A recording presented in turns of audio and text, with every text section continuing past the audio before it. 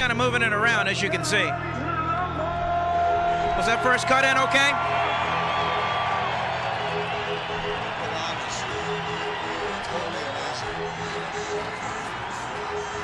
ZZ Top, 100 motorcycles, Harley Davidsons, cars. What? Is it lengthy? Good Lord. I assume you want me to cut that one down. Well, watch it. Can you read to me now what it is? Just.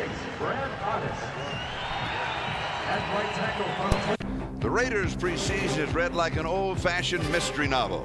Chapter 1, the quarterback.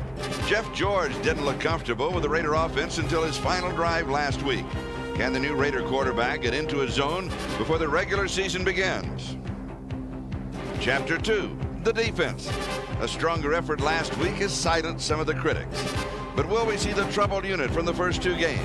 Or will the solid effort from the New Orleans game be the norm? Chapter 3, the coach. Joe Bugle looks inspiring as the new leader. But will he make the right personnel decisions before the real season kicks off next week in Tennessee? Coming up next, the plot thickens as the Raiders conclude the preseason against the Arizona Cardinals.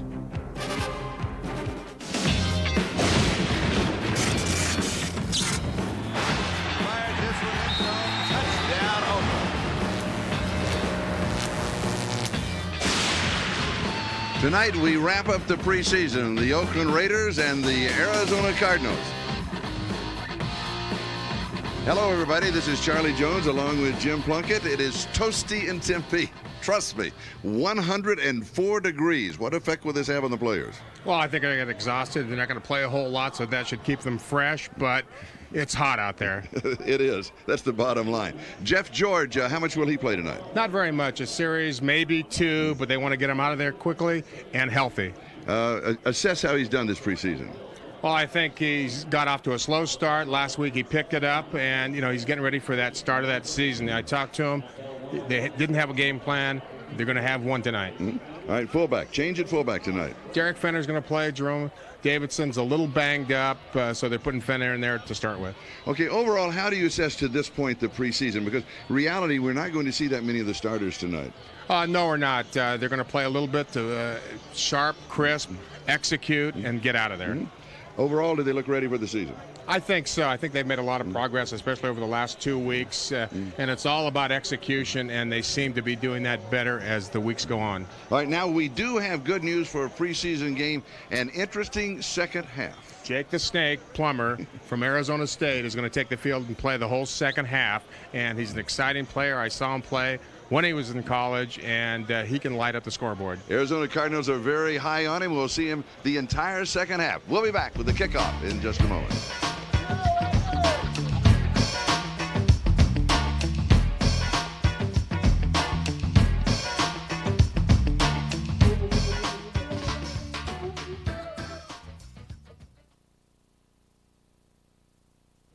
Of course he does. He doesn't sweat. Horses sweat. Athletes perspire. Wait, talk to me again. Okay, good. Does he prefer Vern or Vernon? I asked that before and I forgot the answer. Vernon? Okay. I don't care. Most people say Vern. Well, you're now Vernon, so there. Okay, fine. Oh, we go with Vern. 104, 91 humidity. That humidity can't be right. They want the football. It was muggy yesterday. It was muggy today. Turn around. Humidity's 20. Good luck, man. Humidity is 20. Oh, there it is. God, you changed it so quickly. Who won the toss while we were doing all this excitement? I don't know. Who won the toss? Who won the toss? Did anybody notice who won the toss? Who won the toss? Who won the toss? Who gets the ball? Raiders. Okay, Raiders. Yeah. humidity, if that's any kind of good news, 20%. Let's go down to Vern Glenn. I don't care if it's the heat. I don't care if it's the humidity. This is my best friend, and this will be the best friend of the players, too.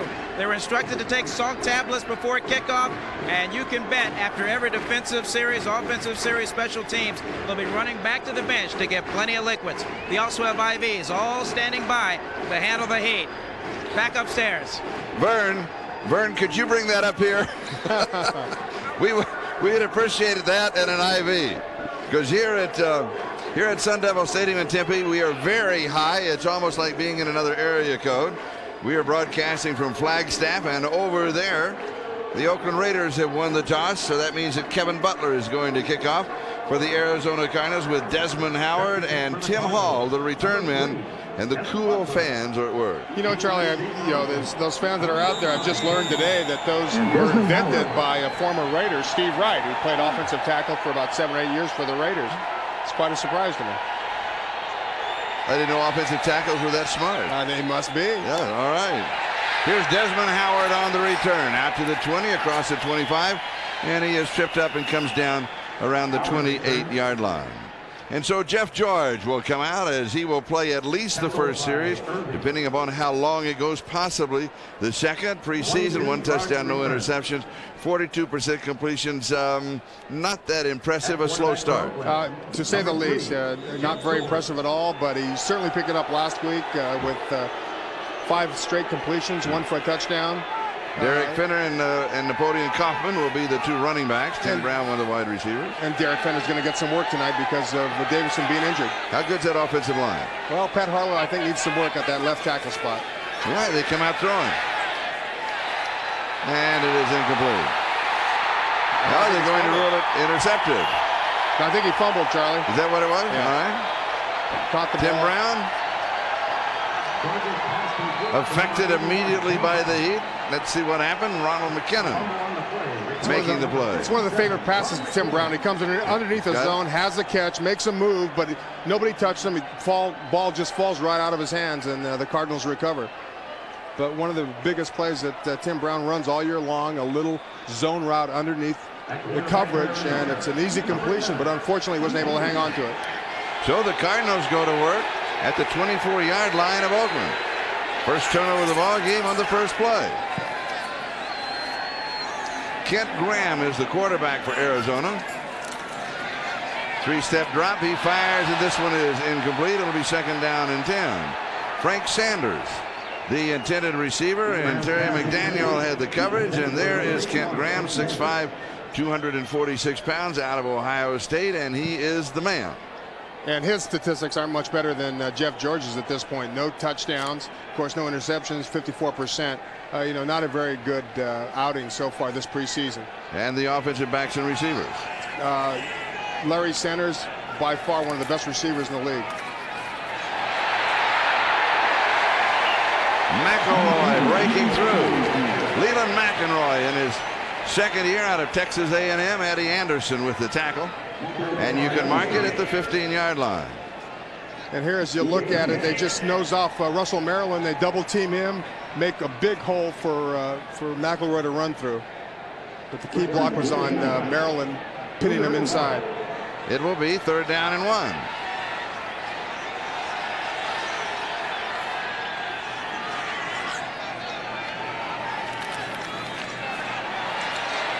McElroy on the left side. He goes to the 10-yard line, and he'll pick up the 1st down. See if the officials spot the ball as Mike Morton makes the tackle. They're going to mark it right at the 10-yard line, so it's 1st down and goal to go. And have you ever seen Kent Graham, Charlie? He's, as you mentioned, looks like a linebacker, doesn't he? He does. He's huge. The first time I ever met him in street clothes, I thought he was an offensive guard. He fooled me that much. He is one big man. But that's the way it's going, isn't it? I mean, they're getting bigger every year. They want 6'4", 6'5", 250-pound quarterback. Leland McElroy gets the call again. He goes from the 10 to the 9. So it's going to be 2nd down and goal to go.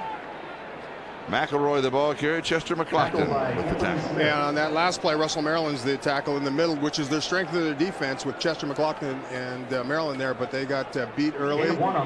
Mike Morton's had an outstanding preseason. Terry McDaniel, the best player in that defensive secondary. Kevin Williams checks into that offensive set, and he immediately goes wide to the far side, and there's a slot on the near side.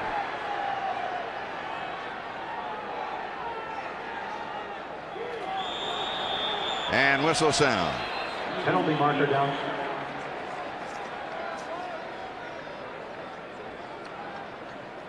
Graham may have taken too long. False start, 75 offense. 5 No, yards. it's Lomas Brown, the left tackle, with the false start, and that'll cost a quick 5, and the ball goes back out to the 14-yard line. Down goes over.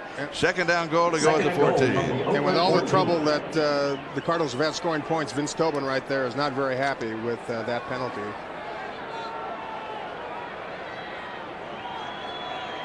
Three wide receivers. Graham to throw. End zone incomplete. Rob Moore, the intended receiver, who has only 2 catches thus far in preseason. Eddie Anderson picked him up on the coverage, so it's now third down and goal to go, and already the Boo Birds are out here for the Arizona Cardinals. They are not at all happy with this stuttering start after the turnover at the Oakland 24-yard line. Well, the protection is good, but Larry Brown and Rob Moore's legs get tangled up, and he's not even able to go up for the ball as he falls to the ground. And incidental contact, no foul. 3 wide receivers, Williams, Moore, and Sanders.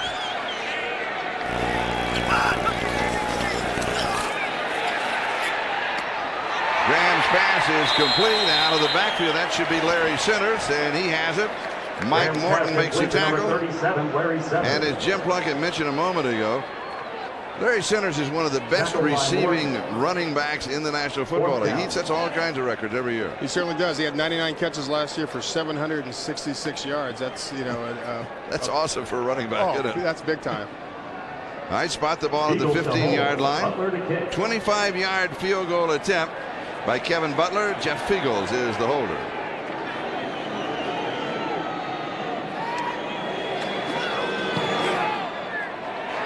And it is good. From 25 yards away.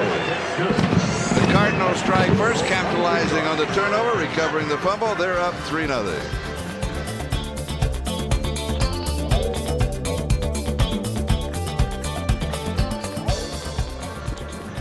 Gloves that all the receivers wear, and it's safe. pretty slippery down here, so it's easy to lose focus and hauling that ball and hanging on to it. All right, save that, and let's go down to him when we have a moment early, okay? Okay. All right. Desmond Howard. Tim Hall and Desmond Howard, okay.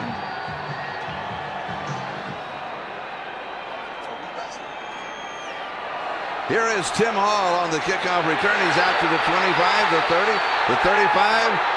Across the 40, an outstanding return.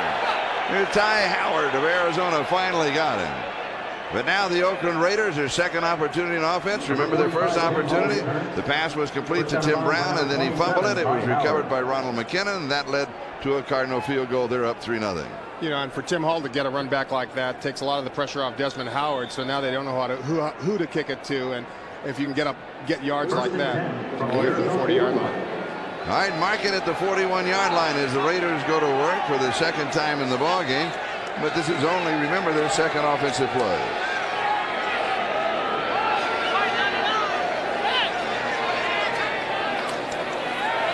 George on the pitch out to Napoleon Kaufman. And he's going to have just a couple of yards on the left side. And remember, Kaufman has been averaging 8.1 yards a rush in preseason. Brad Otis, who is starting replacing Eric Swan, is there to make the stop. You know, that's what they want to do with Napoleon Kaufman. Get him outside, make him break a crease for the big gainer, which he's done so many times last year and beginning of this year at preseason. Second down and 8 at the 43.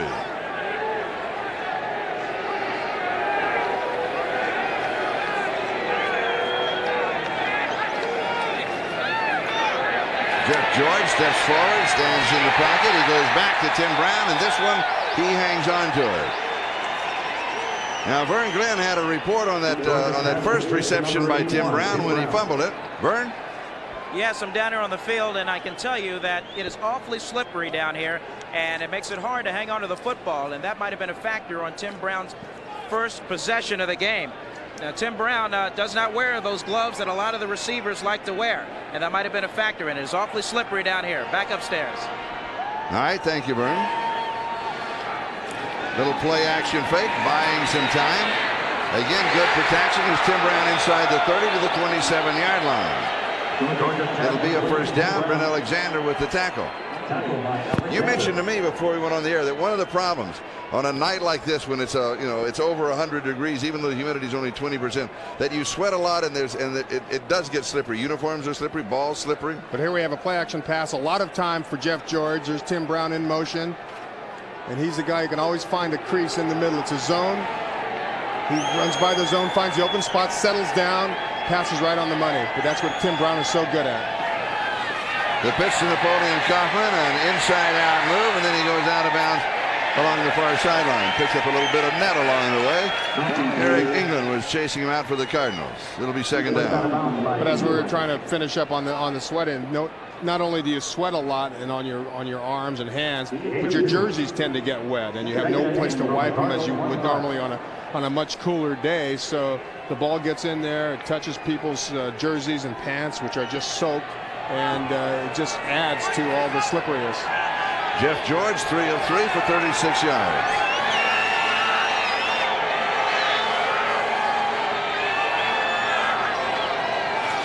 Blitz is coming, it's picked up. And a little behind the intended receiver. James Jett, the intended receiver. And Tom Knight was there for the Cardinals. Jeff George has touched a little bit off on that pass. I think so. I think he tried to throw the ball off balance. They had a blitz coming. Was picked up fairly well. He threw it backpedaling, and he just didn't get enough on the ball. And the defender, number 22, was able to get there and knock it down. But just because he couldn't step up and put a lot on the ball. That was Tom Knight, the rookie out of Iowa, the #1 draft choice for the Cardinals. So it's third down. Cardinals show blitz, and here it comes right up the middle. It's picked up by Kaufman. Nice block. Has a man open, and it is incomplete. Ricky Dudley should have caught that one for a touchdown. Without question. Oh, my goodness. He beat Kwame Lassiter. Yeah, it's everything he wanted. It was a blitz, as you said. It was picked up very well. Napoleon Kaufman really picked it up well, didn't he? He did. He stepped up there and picked up the blitzer. There's a good picture of it, and you can't see him, but Napoleon picked up the blitzer. The ball is right on the money, and it should have been there. It was just off his fingertips, but well done. A good route. Had him beat. Just couldn't get it together. And now a 43-yard field goal attempt by Cole Ford to tie the ball game. And he remains perfect in preseason. He is now 7 of 7 in preseason with a long of 50. That's good for 43. First quarter, we are tied at 3. Oakland and Arizona back with a kickoff in a moment. Cardinal fans, turn your attention to the video board for the top communications NFL scoreboard.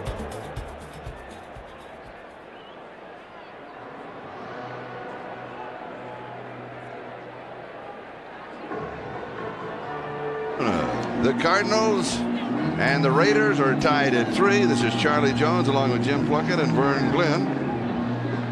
And in case you missed the opening of the telecast, be sure to stay with us for the second half of this preseason game as Jake the Snake Plummer of Arizona State for the Arizona Cardinals.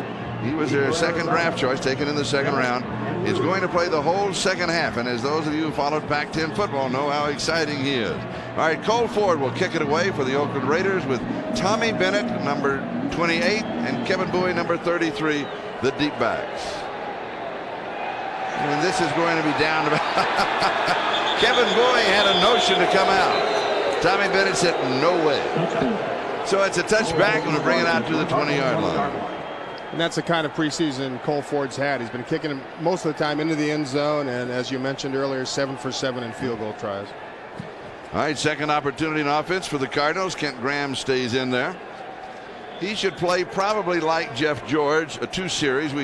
The possibility we should see George another series, because remember that first one, there was only that one pass that Tim Brown caught and then fumbled.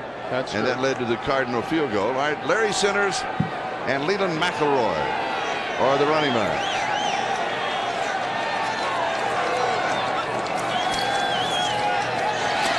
And it is McElroy Texas A&M. McElroy, please. I saw him in the Cotton Bowl against Notre Dame and a few years ago, and he really looked good. He's going to be an excellent running back. 5'9", 212 pounds. He said, you know, he's too small, and he said, I've always been 5'9". That's never been a problem with me. He said it might be a problem for somebody else, but not for me. Second down and 10. Little swing pass to McElroy. He's up the near sideline, and he's going to be out of bounds at the 27-yard line. And we have a flag down on the play. James Trapp, number 37. May have gotten there a bit tardy. Yeah, he certainly did. It's one of the problems James Trapp has had over the years. Nice swing pass out to the left side. Gets by Mike Morton. Here comes Trapp. And he should have stopped just there, but he continues on and throws him down for unsportsmanlike conduct. Late hit out of bounds. Number 37, defense. 15 yards, first down. And as everybody knows that follows the Oakland Raiders, they are plagued by these kind of penalties. And there's really no need for them. No, it haunts them, and you know that was certainly uncalled for, and it just puts the Raiders in a more difficult situation. Now the Cardinals have better field position. They can open up their offense, do a lot more things out near the 42-yard line. And they have a first down. Ball game is tied at 3. Just over 8 minutes to go here in the first quarter. Larry Sinners getting the call out to the 44-yard line. So it'll be second down and 8. The Raiders defense thus far has pretty well contained any type of rushing attack of the Cardinals. That's their strength, Charlie. Very good against the rush. They played very well last week against the New Orleans Saints, and they're picking it up right where they left off.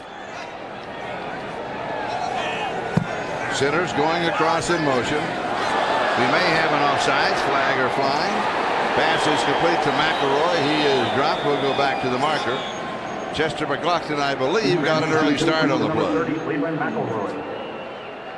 Yeah, second penalty on this drive, if it is against the Raiders. How in the world do you stay cool on a night like this? Kickoff time 104 degrees. Here's Ron Blum, the referee. Offside, 91 defense, 5 yards, repeat second down. It is on McLaughlin. They'll repeat second down. Well, I think he stayed near those real cool fans that Second and 3 from the 49. And here's the penalty. And Chester does a lot of this. He anticipates the count, and unfortunately more often than should happen, he runs off, gets off sides. But a good tackle by Mike Morton. Excellent preseason. He was in perfect position to make the tackle after the reception. A bit of a miscue on the handoff from Kent Graham to Leland McElroy in the backfield, and Lance Johnstone, the defensive end for the Raiders, was right there to wrap them both up. So it'll be third down following the loss. Loss of 4. Rob Moore, Kevin Williams, and Frank Sanders are in as the 3 wide receivers.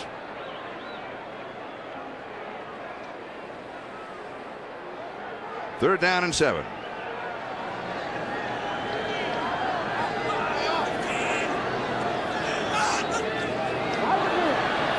And Graham is back. Good protection, goes deep over the middle, and it is incomplete. But he did have all the time in the world to throw, and we've got a flag on the far side. I think once again it's offsides by the Raiders. There's a hard snap count by Kent Graham. He threw the defense offsides. Offside, 96 defense, 5 yards, repeat third down. Darrell Russell, the #1 draft choice from the University of Southern California, one of my several alma maters. You know, but although it's not a first down, it puts him in a better position to obtain that first down. It'll be third down and 2 as we repeat the down. Ball game tied at 3. Just under 6.5 minutes time remaining in the first quarter. Final preseason game for both clubs. Arizona about to run out of time. Kent Graham takes the timeout. So he has to waste one here. And that's one of the problems that everybody faces in preseason, because you want to get used to not wasting timeouts, because you burn one in a regular game and it can come back to haunt you at the end of the half. We've got that timeout. We'll step aside. We'll be back in Japan. Yeah, how many times have we talked about it? The penalty situation, getting the Raiders in trouble. I know it's hot and humid down there. Could be a factor due to concentration. And if it's this bad in the first quarter, imagine what it's going to be like in the fourth period. And imagine what happens when they go down to Tennessee. It's not like it's going to be any cooler. Back upstairs. Stay cool, Vern. Stay cool. Shotgun, 4 wide receivers on the set.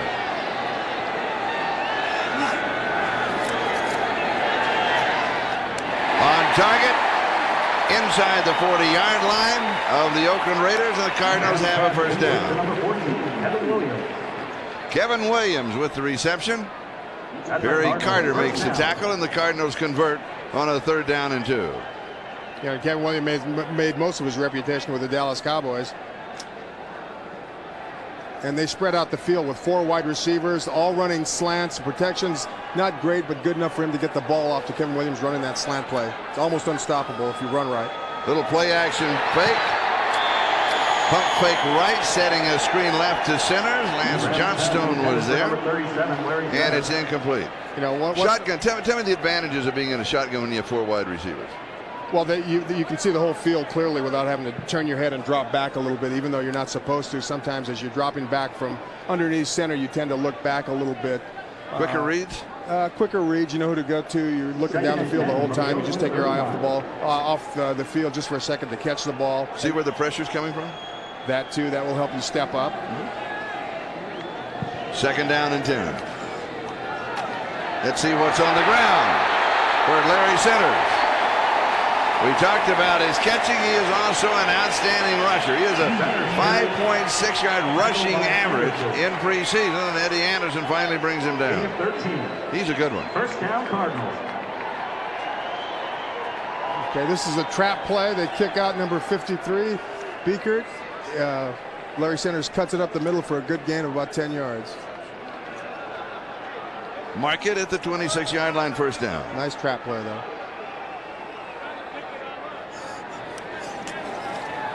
Graham to throw on 1st down.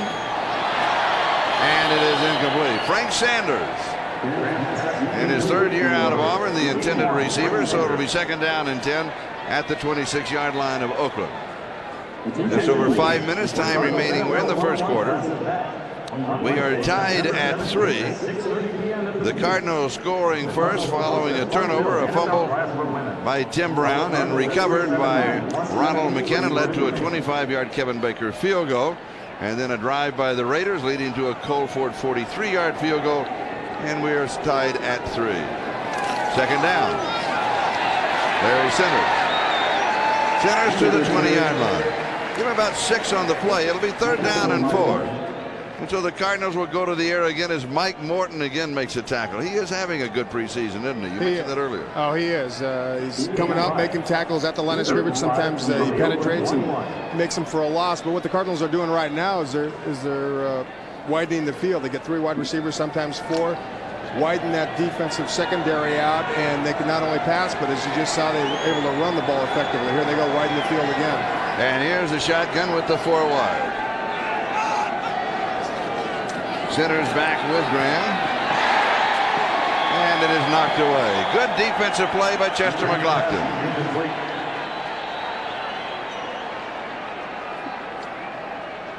So it will be 4th down, and we look for Kevin Butler to come out with his 2nd field goal attempt. Kent Graham has completed 3 of 8 for 24 yards. This is one of the others. Knocked away. Good play. But it's a good stunt by Chester. He came inside, looped around the outside, and was able to get his hand up. But that's one of the problems also with spreading the defense out. You don't have any help from your backs to pick up a good pass rush like the Raiders have. Kevin Butler now with a 38-yard field goal attempt. He is 1 out of 1, and he is now 2 out of 2, hitting from 25 and 38. And the Cardinals move on top of the Oakland Raiders by a score of 6-3 with some fireworks in the background. Don't go away. Back with the kickoff in a moment. 18 seconds left to go in the period. and the Cardinals have regained the lead. They're up by a score of 6-3. And you know, Charlie, but that drive wouldn't have got nearly as far as it did without those 3 penalties to the Raiders, 2 offsides and 1 personal foul or unsportsmanlike conduct by James Trapp. And you saw Desmond Howard set as one of the return men along with Tim Hall. Hall with an excellent return a moment ago. Howard does not know how warm it is. He's got on a sweatshirt underneath. And he has the football at the 7, out to the 20 and down to the 21-yard line. And so he is stymied at least on this return. And the Oakland Raiders will go to work for the 3rd time in the ballgame. Kenny Harris, the rookie from North Carolina State, was there to make the tackle, and Jeff George is going to remain in the lineup. This probably will be, is a guess, his last series. I would assume so. I think he's looked very sharp in the 2 series he's handled, and you know, they just want to get him out of here healthy. But it'd be nice to put another good drive together. And he'll start from the 21-yard line.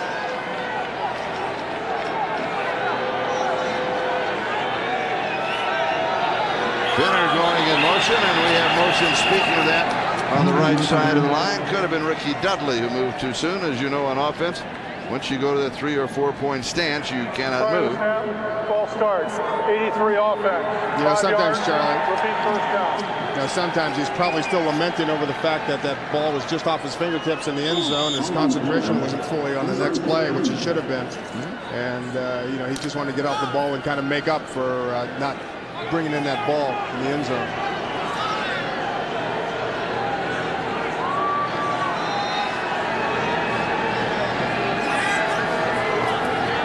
First down and 15. George has great protection, dumps it off to Tim Brown. He is dropped at the 16-yard line. So although Tim Brown continues to be Jeff George's favorite receiver, Jameer Miller was there from UCLA for the Cardinals, now in his 4th year, and he was there to stop him. And Jamar Miller's one big fella, 266, 6'5", a linebacker. But here's George with plenty of time, just can't find anybody open. The coverage kind of dump off, and there's Tim Brown underneath, kind of a safety valve. He's just barely past the line of scrimmage, and Jamar Miller was able to come up and corner him and make the tackle. 2nd down and 13. George again with good protection, goes deep, and it is incomplete. Tom Knight had the coverage on James Jett. Jett, by the way, has caught only 1 pass thus far in preseason. It's 3rd down and long, 3rd down and 13. And that was that 52-yarder against Green Bay. Or against Dallas, I should say. Jeff George now 4 of 7 for 38 yards. Joe Bugle, the head coach of the Oakland Raiders, former head coach of the Cardinals, still a fan favorite here. Received a nice ovation when he came out on the field in pregame.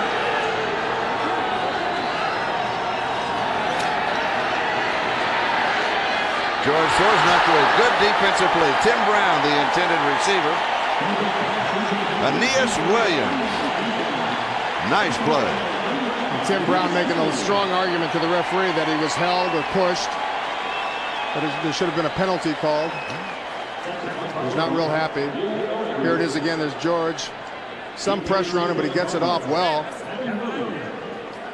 And there's Tim Brown being held by Aeneas Williams. There should have been a flag out there, Charlie. You're absolutely right. Preseason also for the officials. Leo Araguz will punt. Kevin Williams is the return man for the Cardinals. Cardinals lead it 6-3.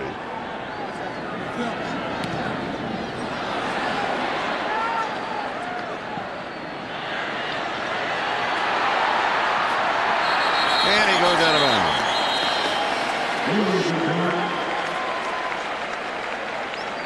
Carl Kidd had the coverage for the Oakland Raiders.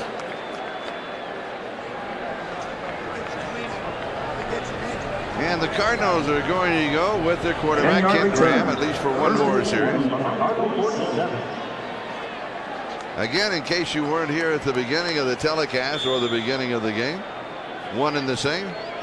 104 degrees, probably cooling off down to about 101. Oh, yeah, it's getting underneath the 3-digit number. Yeah, maybe to 99. But not a lot of breeze. 46-yard line. 3-step drop. On target, out of bounds. Rob Moore is the receiver, and Albert Lewis took him out of bounds. Yeah, that's just a simple 5-yard square out. Tough to defend. But the Cardinals right now are playing out without 2 of the starting offensive linemen. Mike Devlin, the center, is out with a bruised right shoulder. Here you go. Albert Lewis there for the Oakland Raiders. Tough to stop. You can only make the tackle. You can't stop that pass pattern from being completed. Jarius Hayes and Johnny McWilliams, a double tight end set and stretching to the 40-yard line. Already with the first down is Larry Sinners. James Trapp with the tackle. So the Cardinals have been able to move against the Oakland Raiders, but once they get inside or near the red zone, that'd be the 20 inside, 20 to the goal line, the Raiders have pretty well shut them down. Yeah, they have. They're very good against the run. At the 41-yard line, first down. Oakland territory. And throwing on first down. And going down the sideline, and it is caught as it inbounds. Yes, it is. Rob Moore working the sideline. Ken Graham just trying to hit it in timing so he could stop Albert Lewis. Step back from the coverage. He underthrew him intentionally. Nice connection. Yeah, I don't know if it was intentional, Charlie. Well, it worked. It did work. There's Ken Graham dropping back. He was going up the field all the way. Very wobbly pass, but it was underthrown, and oftentimes only the receiver knows where the ball is, and the defender tends to overrun the ball like Albert Lewis did. He gets both feet in. It's perfect call, perfect execution. And quickly back to the ground. Larry Sinners to the 7-yard line, where it's going to be second down and goal to go. Down the field by so much, sometimes intentionally you underthrow it. And you do that, you work on that in practice. Yes. So you're both, as they say, on the same page. You bet. Ball comes loose, a fight for it, and the Raiders may come up with it. McElroy was the ball carrier who fumbled, and the Oakland Raiders have recovered. Anthony Smith.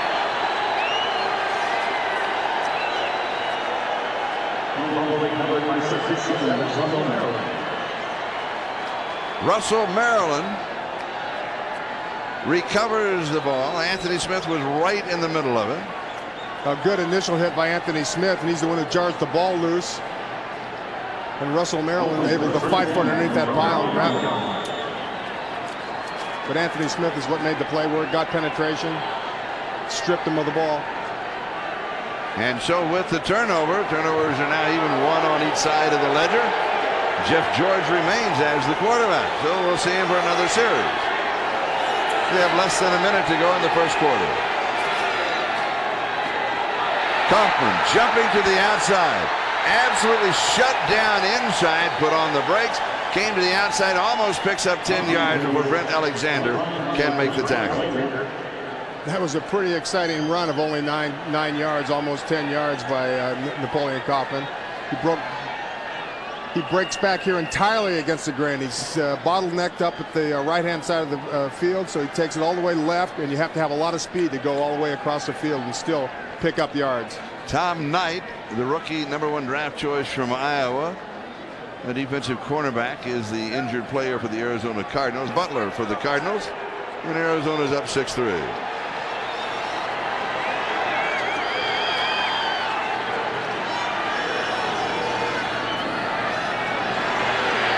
George going deep, and it is incomplete. James Jett, the intended receiver, down the far side. We now have 12 seconds left to go in the first quarter. And that was the time to go up the field, Charlie. It was second down and a couple inches to go. Why not try to hit the big play? Come back on third down if you don't get it and run for it. But Jeff George was just a little late on the sidelines getting the ball to James Jett. They were in a double zone. There was some space along the sidelines, but he threw it a little bit too late. Regular season quarterback sneak, would you go with it here? No need to. I think they'll run the ball. They're going to try to do that power running. Tim Hall is the tailback. And Tim Hall is the ball carrier, and he very comfortably has the first down.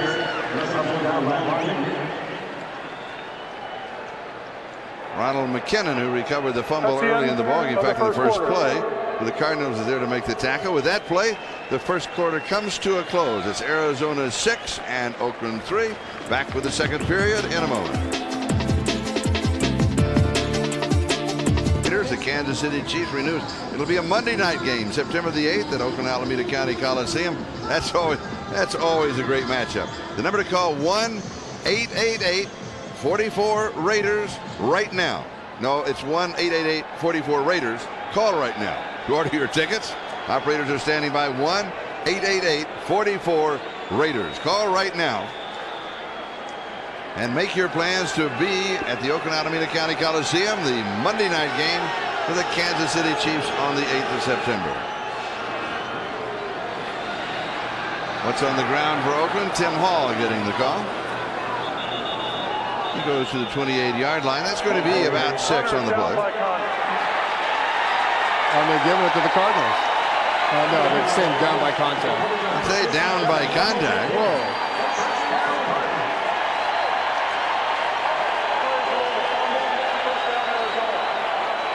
He said first down Arizona. Ronald McKinnon has his second fumble recovery of the ball game. Here goes Tim Hall up the middle. Hitting a lot of bodies, and the ball does come out. Yep, good call. Ball is out. Yep, ball comes out before he hits the ground. So it was a good call. Got to hang on to that ball in there, Charlie. Second time that Ronald McKinnon has recovered a fumble. The first one was on the first play of the ball game, and that led to a Cardinal field goal. Kent Graham remains at quarterback at the Oakland 22-yard line. First down for Arizona. And we have encroachment. And it's interesting. It is Kevin Johnson who reached across and made contact with Aaron Graham on the shoulder pads, the offensive center for the Cardinals. Encroachment, 98 defense, 5 yards, repeat first down. And what is encroachment? Moving across the neutral zone and making contact prior to the ball being snapped. Of course, if the ball was snapped, it would be offside. And you also, Charlie, I think with those hard counts that Ken Graham is using, they know the history of the Raiders, the proclivity to penalties, and they're just using the hard count. First down and 5. And the Raiders come back to swarm Leland McElroy. Led by the rookie from USC, Darrell Russell. The Raiders have been penalized already 5 times in the ball game. And we have some 14.5 minutes to go in the first half as we take another look at Leland McElroy. They just stuff it up the middle, and it's Darrell Russell all the way. He stops it where it was intended to run, and he chases it down on the left-hand side of the field and makes the tackle. And just good play for that rookie, Darrell Russell, staying with it the whole way. Second down and 8.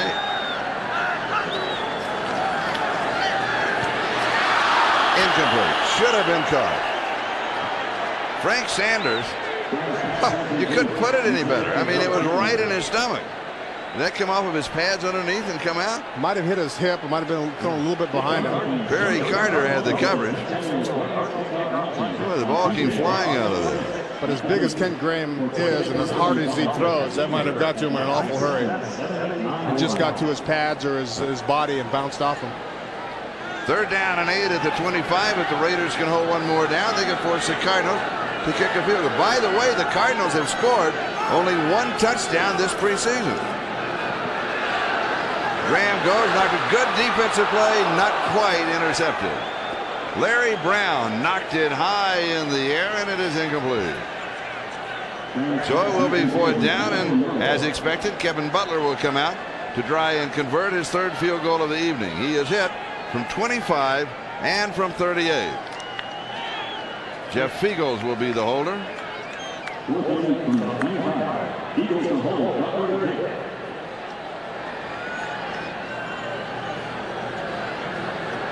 Trey Junkins, formerly with the Raiders, is the snapper at the 33, an attempt of 43 yards.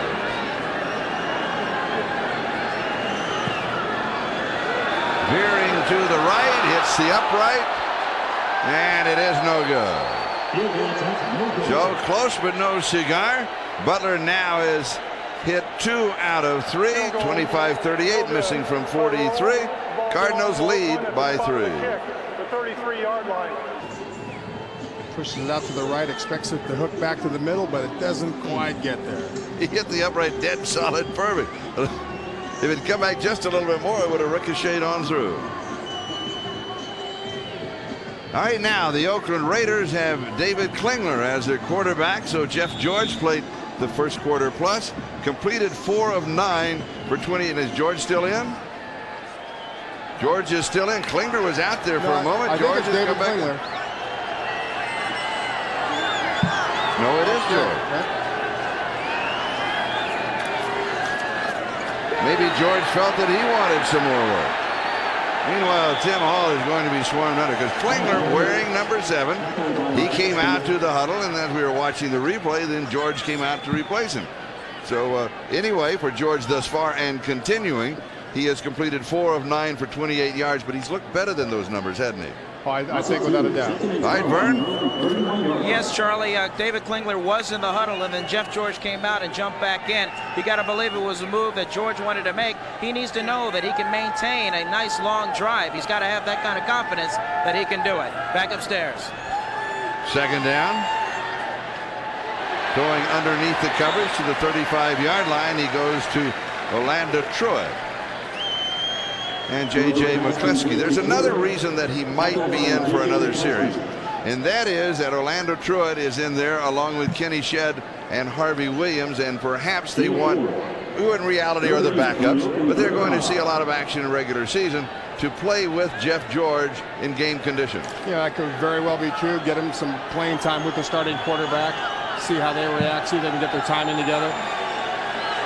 That starting offensive front 5 from tackle to tackle are still in the ballgame. So they have maximum protection for George. He goes downfield, and it is caught for the first down in Arizona territory. And it's Orlando Truitt who has it. Aeneas Williams with a tackle for the Cardinals. And this group of receivers looking pretty good on this drive. Yeah, yes, they are. Here's another look at Orlando Truitt. Very good protection by the offensive line. Something George has been looking through. The passes is thrown a little high. Orlando Truitt goes up for it. It was man-to-man coverage, but the defender was a little bit behind him. But a real fine catch by Orlando Truitt. And there's his numbers. He's had another good preseason for the Raiders. Brad Otis was offside for the Cardinals. Refused the ball at the Arizona 46-yard line. First down for the Raiders. Raiders trail 6-3 in the ballgame. No touchdowns as yet, all field goals. Tim Hall brought down by Bernard Wilson. He's going to lose a couple of yards. Back, let's mark it the 48-yard line. We'll call it second down and 12. Now, as we were trying to say earlier, Charlie, Jeff George has looked better in his numbers. When they were holding Tim Brown, the pass along the sidelines to James Jett, they were, that close to being very, very big plays. And the one to Ricky Dudley in the end zone that he should have had for the touchdown. Yeah, perfect example. Second and 12. Looks a lot different than he did against Green Bay, doesn't he? Certainly does. Come a long way. Playing with a lot more confidence. And he's going to be sacked.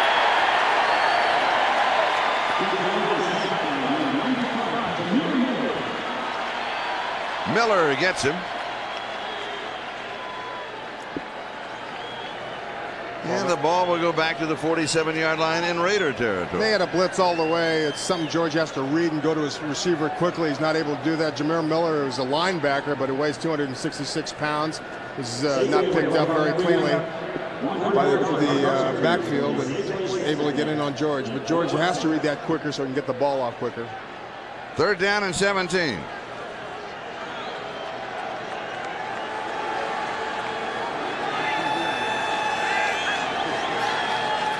Four-man pressure.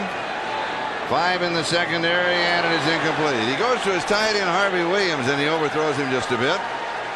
And so the Cardinals have held J.J. McCleskey from Tennessee, had the coverage, and the Raiders will come in to kick it away. But those are the kinds of routes they're trying to get Harvey Williams involved in down the field, coming up with big plays. Sometimes a mismatch if a safety comes over him or a linebacker's got to cover him down the field. They just can't do it.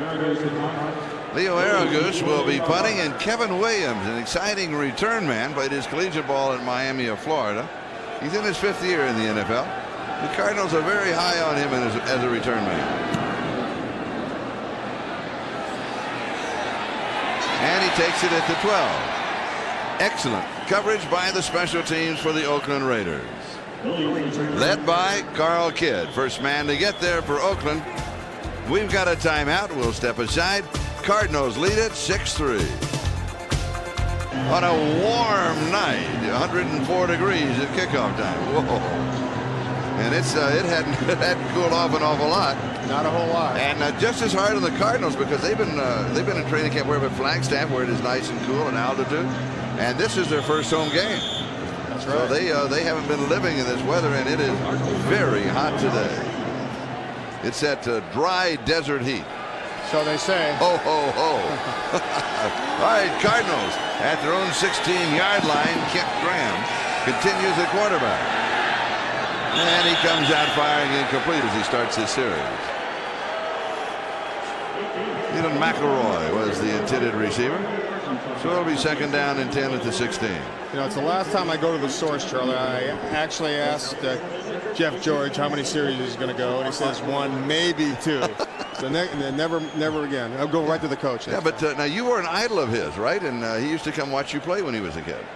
Well, it was the other way around. Oh, is that it? No.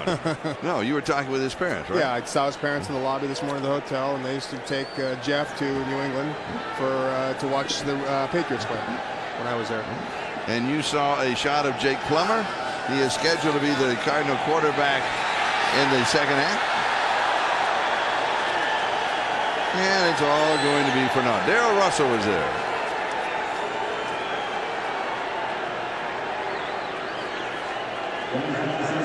That's exactly what they wanted, that big fella from USC.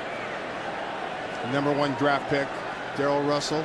Oh, he beats his guy right off the start of the ball. The tackle had no chance of containing Darrell Russell whatsoever. He just sped right by him. He's got speed as well as size.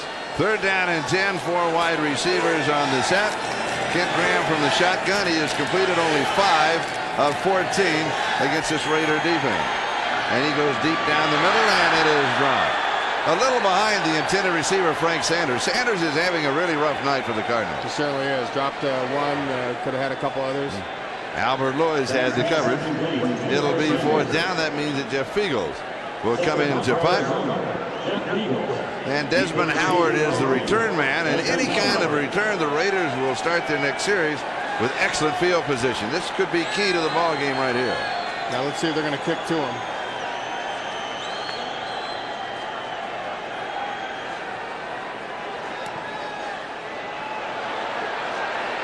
Fair catch is called for and taken at the 44-yard line. So the dangerous return of Desmond Howard as a threat. And Fiegels did not get a good kick away. Raiders have excellent field position. We'll be back in a moment.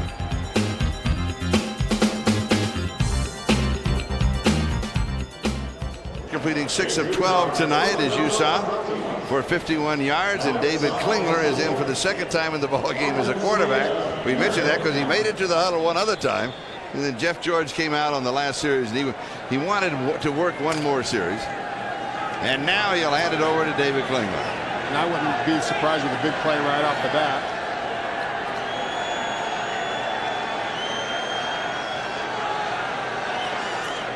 Of course, I'm wrong. A very conservative opening for Tim Hall.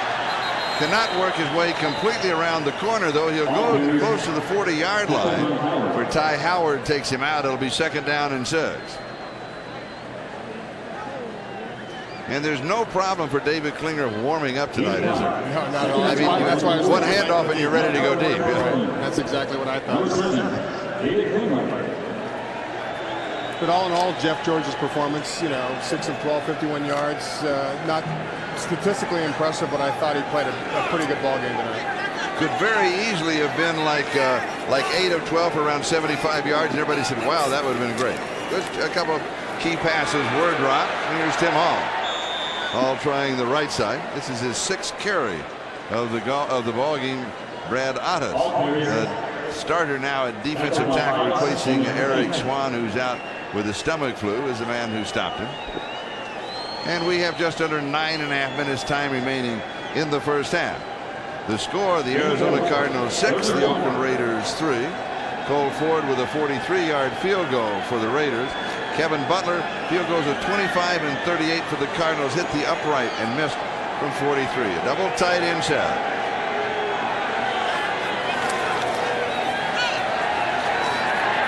And Tim Hall just trying to burrow his way for the first down. He needed about a yard. Ronald McKinnon was there to stop him for the Cardinals. McKinnon, number 57, by the way, has recovered 2 Raider fumbles in the ball game, and the Oakland Raiders pick up the first down. There's a look at McKinnon. 6 feet even, 240 pounds, from Northern Alabama in his second year. Starting at middle linebacker, replacing Eric Hill, who is out with an arch problem. Normally he is the backup outside on the right side. And it is first down. Klinger sets and fires very quickly to the 30-yard line, and the pass is complete at that point. McCleskey was there for the Cardinals, and it was James Jett who pulled it in. You know what I liked about that pass, Charlie, is that Klingler, no hesitation. Play action, drop backs, planted, and got the ball there in a hurry. Joe Aska now has come in, and he is in that backfield set with Derek Finner.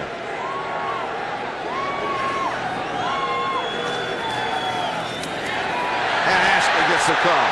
He's to the 15, the 10, down the sideline. Nice play. You're going to mark him out at the 4-yard line.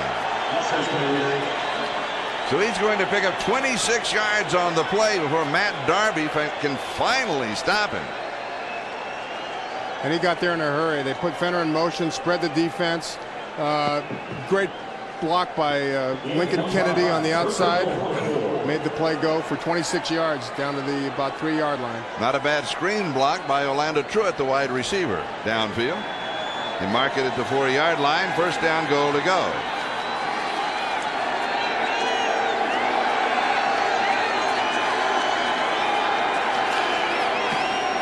The give is to the second back through. That's Tim Hall, who's back into that offensive set.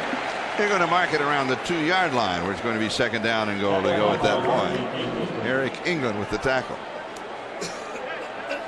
But the Raiders have been talking about using Tim Brown in that slot back formation, but they're using Harvey Williams to go in motion, and it's just man-on-man blocking. Great block at the point of attack, but there were too many fillers by the linebacker McKinnon once again. Marcus Hinton comes in. Chad Levitt comes in. Joe Aska's back in. Aska's the tailback. And he gets the ball. Close to the 1-yard line before Mark Smith can wrap him up. He's the rookie out of Auburn. So it will be third down and goal to go.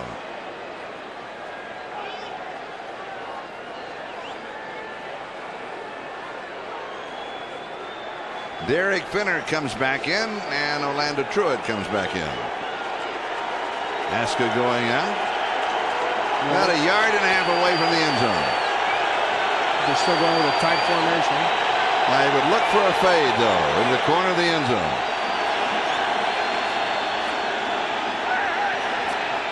It is tipped. It is incomplete. A flag is down, a play action fake, and then trying to hit Orlando Truitt in the end zone. Brent Alexander was there, but let's check out the marker. Certainly didn't seem to fool anybody. No, it didn't. Holding the call against the Cardinals. That means the Raiders will have another opportunity. Half the distance to the goal line. Half the distance to the goal. Automatic first down. Really didn't fool anybody, did it? No, they were quite prepared for it. Half the distance to the goal. That's just part of it. Automatic first down. First down, goal to go. So the Raiders will have 4 more opportunities starting from inside the 1-yard line.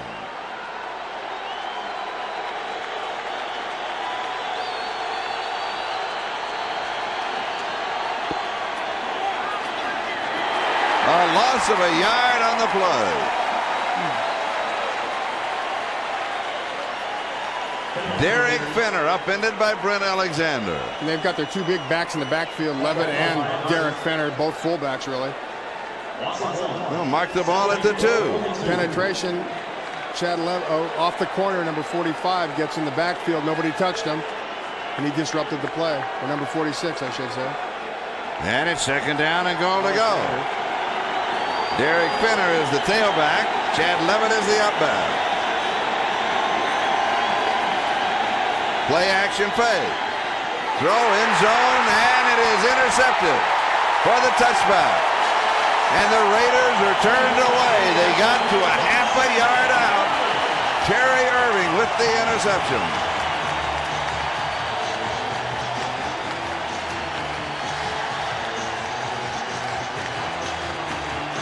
Third time that the Raiders have turned it over. 2 fumbles and an interception. And this is the kind of mistake you can't make down there. You can always throw the ball away. You don't have to force it in. I don't even think he saw the linebacker standing right there. But if it's that close to call it second down, you're on the 1 yard line, just throw it away.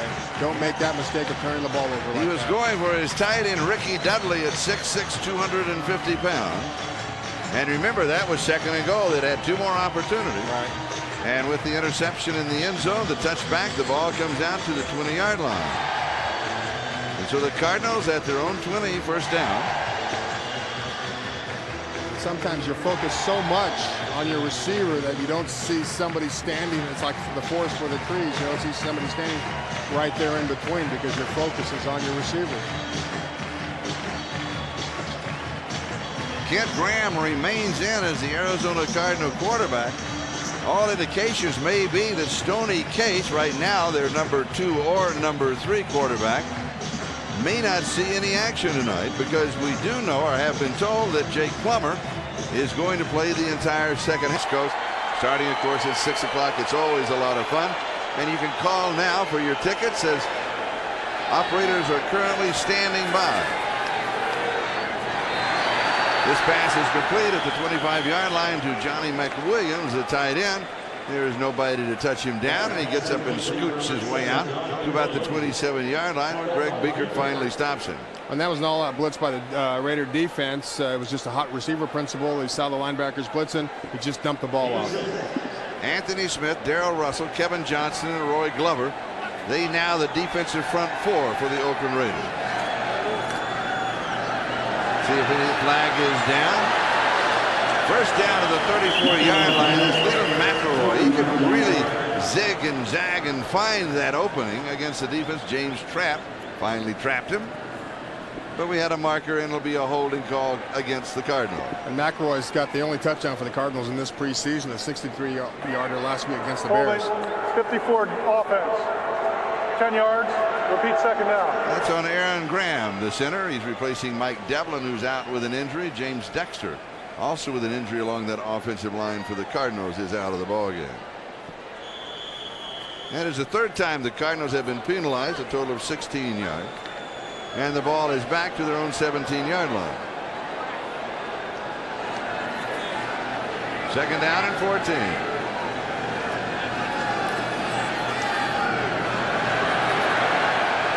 Larry Centers trying the right side. He gets out to the 25, 26, maybe the 27-yard line.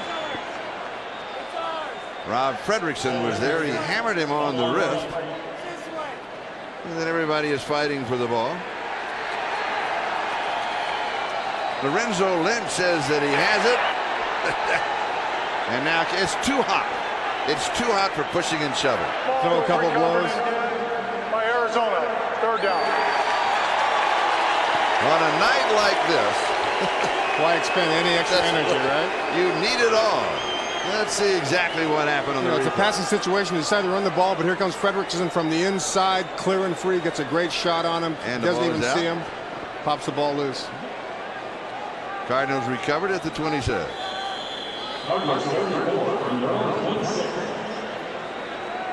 There's Fredrickson now. Another big play. Linebackers, I think, are maturing as a unit. 3rd down and 4. 4 wide receivers from the shotgun.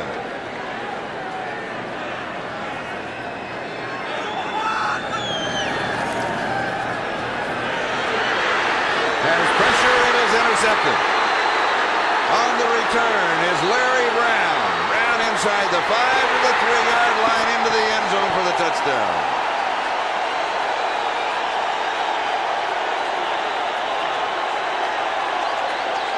And this is what the Raiders have been waiting for from Larry Brown.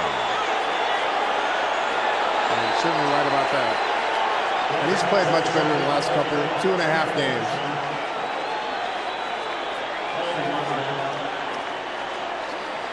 A flag is down. Personal foul, 51, Oakland. After the touchdown. Lance Johnstone. Penalties enforced on the kickoff.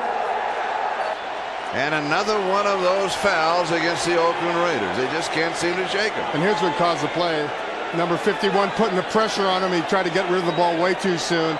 Didn't have a clue where it was going, but it's caused all the pressure. Oh, and a nice spin move by Larry Brown to get the touchdown. But it was all caused by the pressure. And then the little fighting breaks out. It didn't look like 51 did much of anything.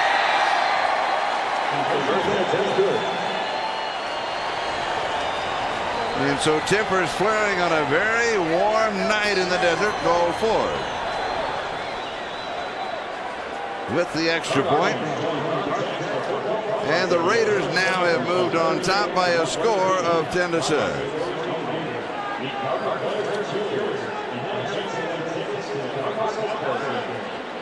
Interesting note, Larry Brown making the play like he did was at Super Bowl 30. It was here at Sun Devil Stadium, his MVP performance. That's right. He likes it here. He must. Number 51, 15 yards on the kickoff. But a great play by Lance Johnstone getting in the backfield, putting the pressure on Kent Graham. Kent Graham really had no choice. Either take the sack, get hit hard, or try to make a completion. But unfortunately for Kent Graham, they threw it right into Larry Brown's hands.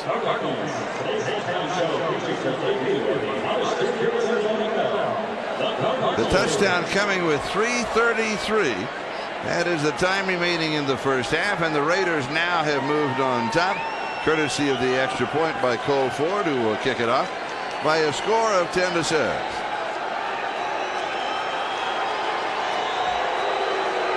Tommy Bennett, number 28, and Kevin Boyd, number 33. That is Boyd on the left of your screen, Bennett on the right, are the return men. Because of the penalty, normally the kickoff from the 30-yard line, this will be from the 15. And it comes into the hands or the foot of Cole Ford.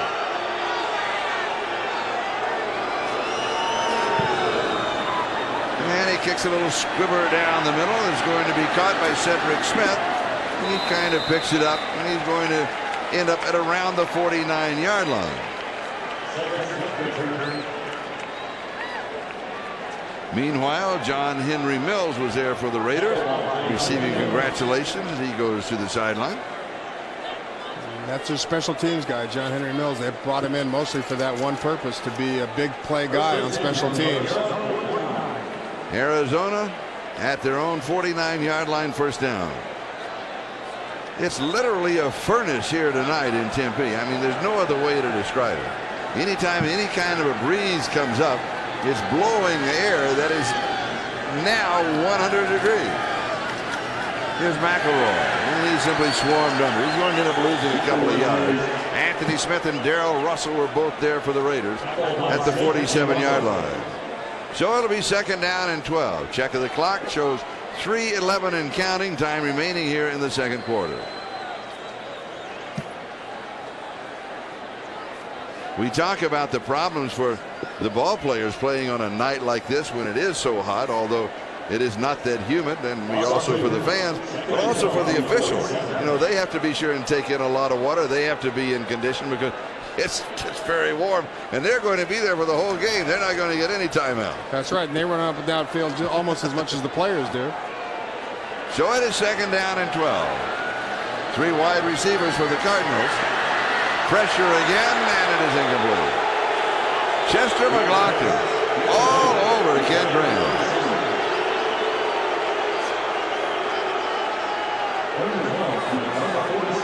And here is that pressure, play action. Chester McLaughlin put the pressure on him once again, caused him to throw the ball away. But when you throw the ball away in that situation, sometimes you got to throw it into the dirt, not up in the air like he just did. Chester did something very smart, though. He kept his head up and his helmet up as he had the pressure, because you get that helmet down near the face of the quarterback, and not only they're going to drop the flag, they're going to lighten your pocketbook. That's right. From the shotgun. Pass is complete to Kevin Williams. James Trapp stops him, but not before the play moves inside the 32-yard line, converting on a 3rd down and 12. Williams was wide open. He was. That was one of Kent Graham's better throws of the evening, and Kevin Williams, experienced receiver, took the ball down the field. Took the route down the field, broke it off, enough for the 1st down and a 18-yard gain.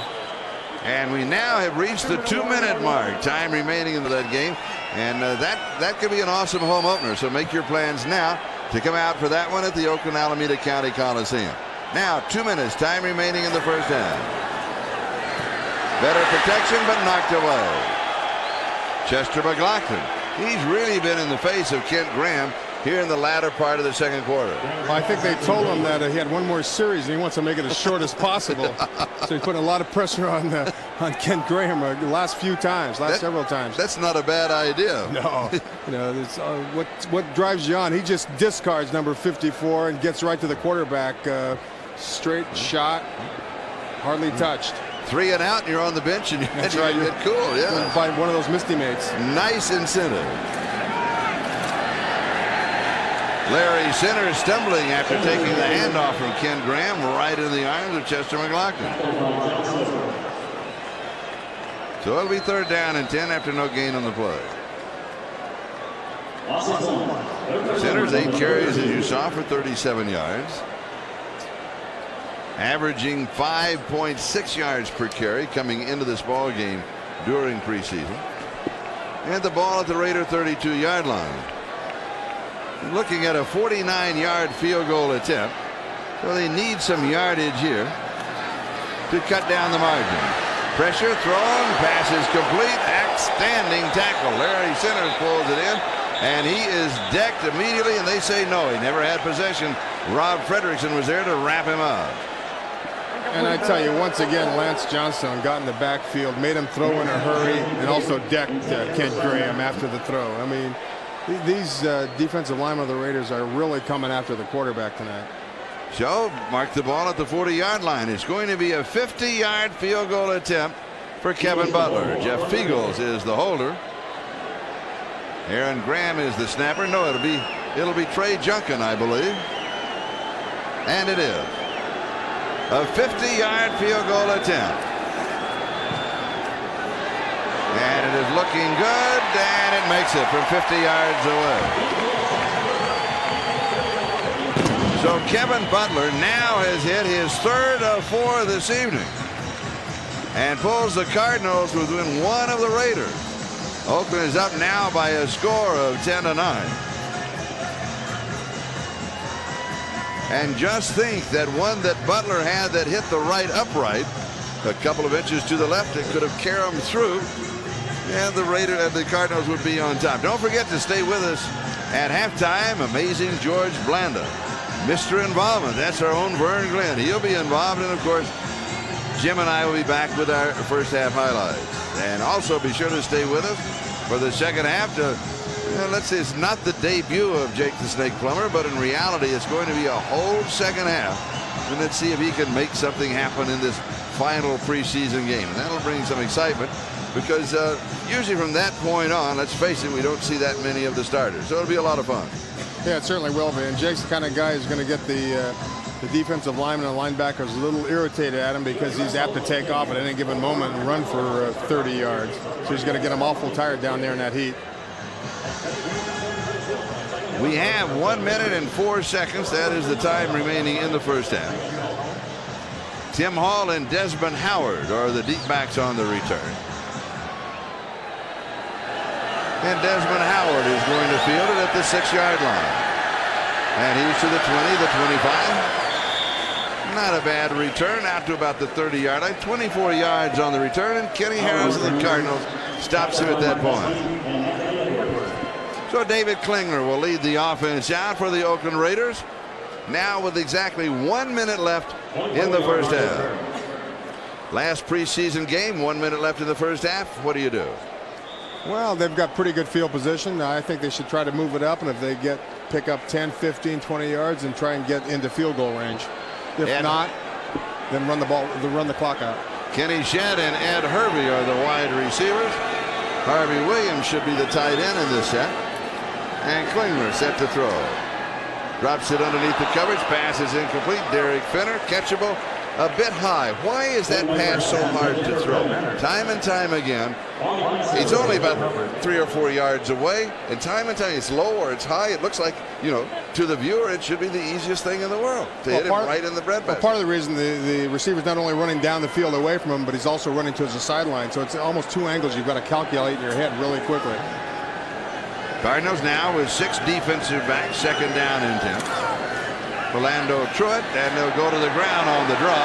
And it's Derek Finner across the 40, across the 50 to about the 49-yard line before Brent Alexander of the Cardinals can stop him at that point. Yeah, Mark, let's just mark at the 50-yard line. So we'll go for 20, and let's take a timeout to stop the clock.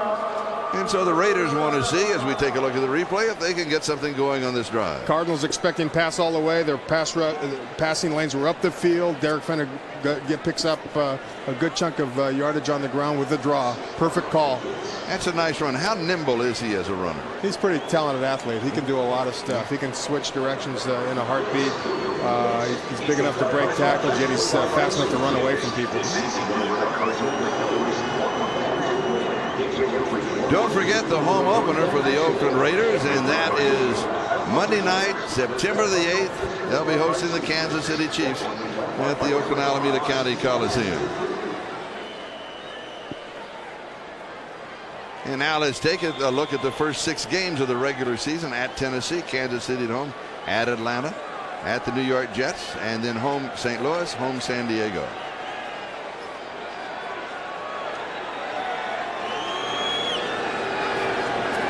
Klingler to throw from the 50. Has backside pressure. It's wobbly, but it is caught. James Jett. No. It's Harvey Williams, the tight end.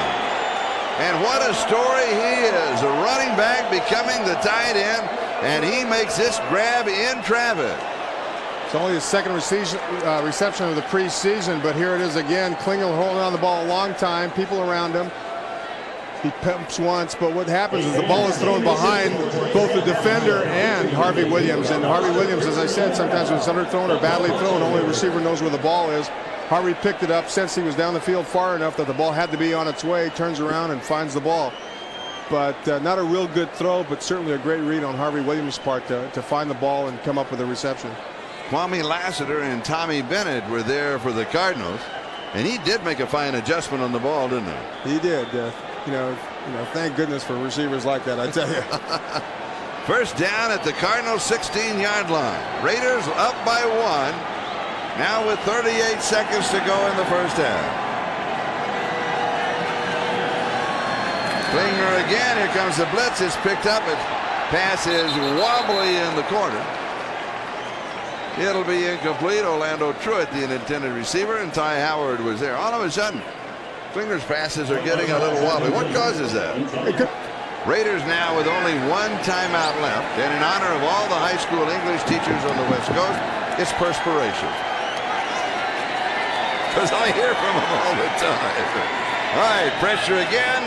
It's picked up. Klingler throws. It's wobbly again. It's intercepted. This one is picked off by the Cardinals. J.J. McCleskey. 2nd interception to go with 2 fumble recoveries for the Cardinals. That is the 4th turnover by the Raiders. Yeah, the Cardinals come with a blitz once again. There should be no problem with this throw, but he throws it not very accurately. He throws it behind the receiver. That's right Ed in their Hervey. hands. Right. Ed Hervey, the intended receiver, well played by J.J. McCleskey. And Coach Bugel's got every right to be a little upset with that. The 2nd interception in and around the goal line. Klingler should have learned from that first interception in the end zone that, if this guy can't get it, then throw it away. And that interception comes with 28 seconds left to go in the first half. And the Cardinals have the ball. They trail by 1. Raiders lead at 10-9. And you have a feeling that they'll just kneel down and run out the clock. Think so?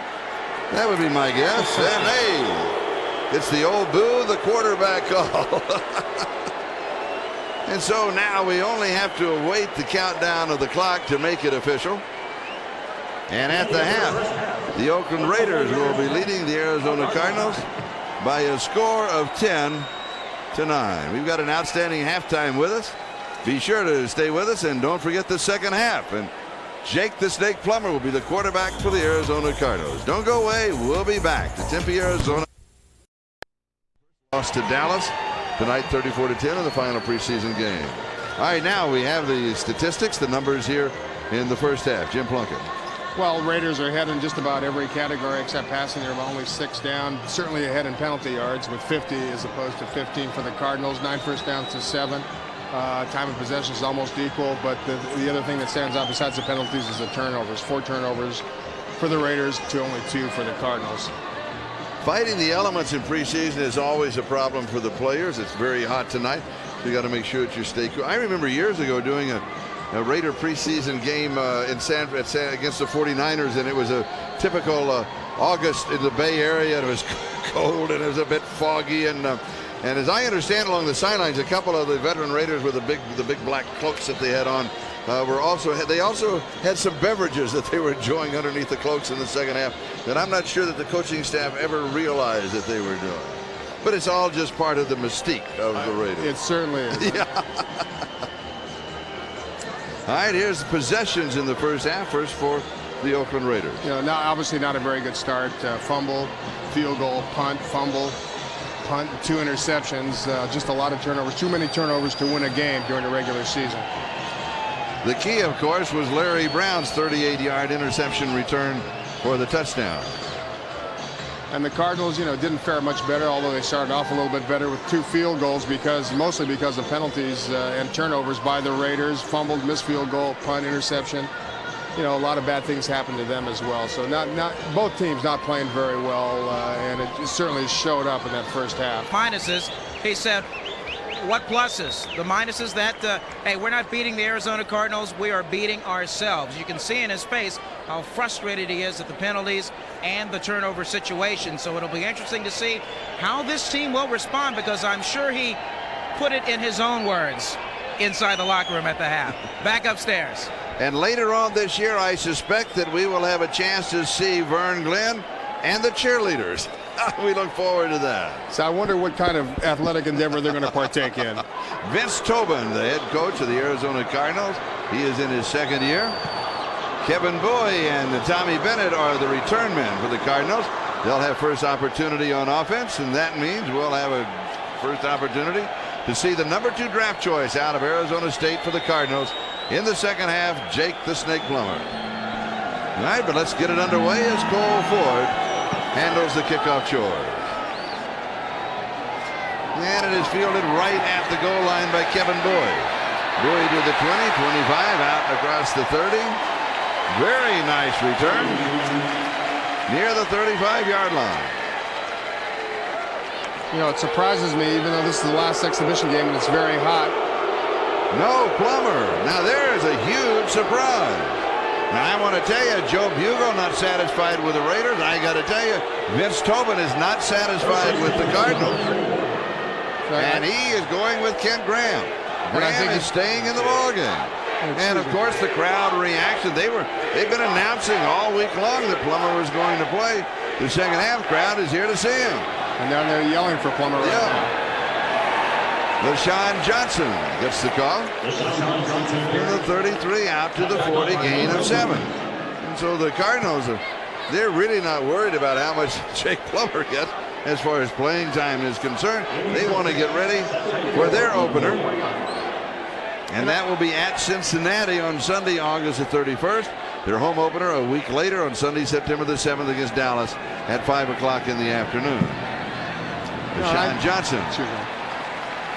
And Charlie, I think they just want to get more out of their offense. They've only scored 1 touchdown this entire preseason, 3 field goals tonight.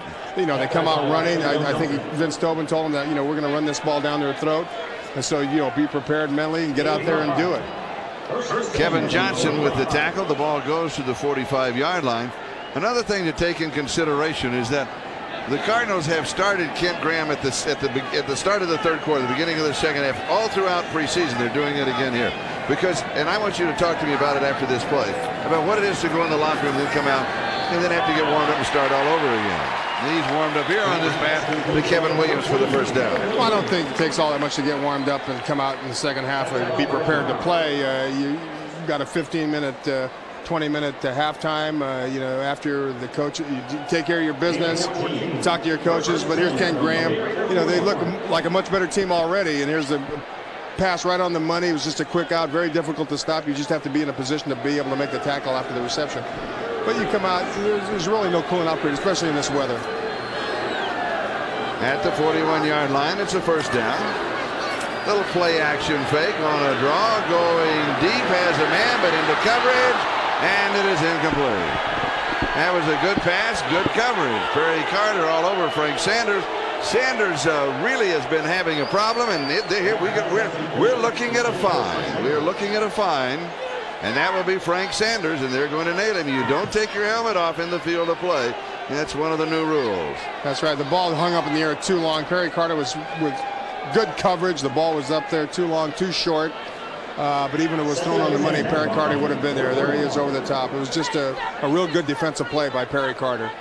So mark it back at the Oakland 41, and it's second down and 10.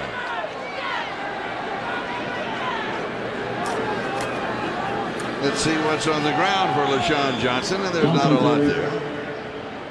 But I don't know if you can, Charlie, but I certainly can feel a better charged up Cardinal football team as they came out in the second half. Shea Muirbrook makes the tackle. Rob Holberg also in on defensive ball at the 38-yard line. Third down and 7 at the Oakland 38-yard line. Shotgun now with 3 wide receivers and 2 running backs with the quarterback. Everybody out. Nobody is blitzing, and it is tipped, and it is intercepted. Off of the Carroll, and the Raiders have the ball. It is intercepted by Perry Carter. Carter, who had the coverage, has the interception.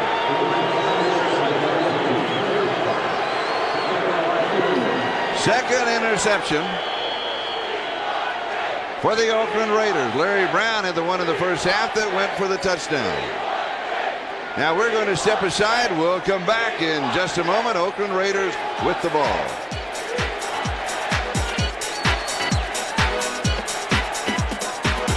The Raider pressure up the middle. He can't step into the throw, doesn't have much on it. Plus, he threw it into a crowd, went right through his hands into Perry Carter's arms for the interception. But once again, pressure is the thing that's causing all those mistakes. Lorenzo Lynch is the man who touched the ball on the carom, and then Perry Carter came down. The crowd has been cheering for Jake Plummer, but right now they'll have to wait because Oakland has the ball. They'll start from their own 41-yard line. Joe Aska is the ball carrier. He and the rookie from Cornell, Chad Levitt, are the 2 running backs for the Raiders here. As we now have 11:55 and counting, time remaining. We're in the beginning of the third quarter, and the Raiders are up by 1, 10-9 over the Arizona Cardinals in the last preseason game for both of these ball clubs. Gain of 3, second down and 7.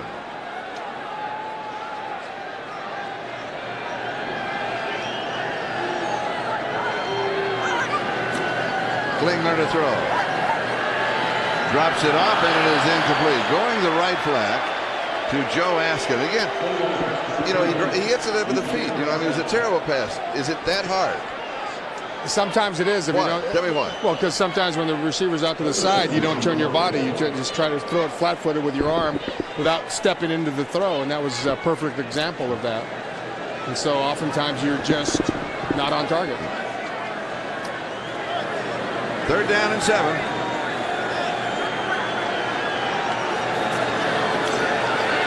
Five-man pressure. Marcus Hinton, the tight end, to the 50-yard line. It'll be shy of the first down. Kenny Harris, the rookie free agent out of North Carolina State, the free safety, moves up and makes his stop.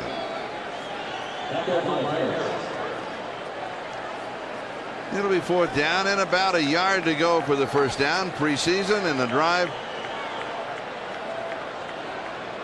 They want to reset the clock. That's what the official pumps that hand up in the air. Why not go for it? No, here comes the kicking team. They thought about it, though. Sure did. Leo Aragoose will be punting, and Kevin Williams is the return man. And meanwhile, what is happening along the sideline for the Arizona Cardinals? Will Jake the Snake Plummer come in on the next series?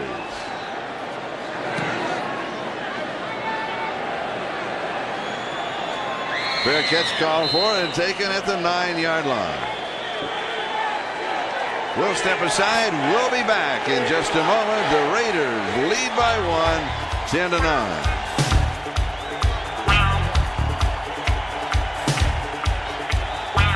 Kent Graham, 8 of 24, 109 yards, 2 interceptions, and 1 cost him a touchdown.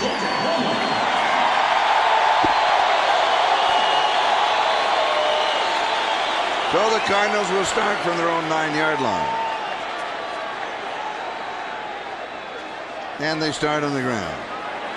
And there's not going to be a lot there for LaShawn Johnson, just a couple of yards. Shea Muirbrook makes the tackle. Just mark it for 1 to the 10. It'll be 2nd down and 9. You know, a tough situation for a kid like Jake Plummer playing in the stadium where he played his college football. You want him to do well. A lot of pressure on him. But that's what you want, isn't it? You want to play, that's for sure.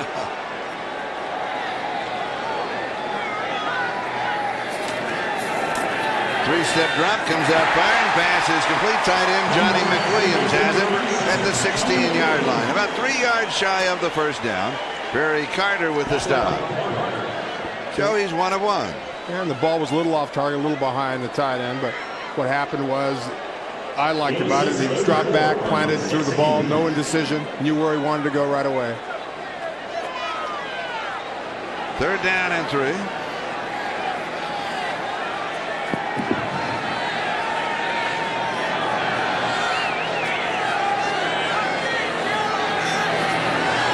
Sets up quickly again, has pressure. Here's what he does so well.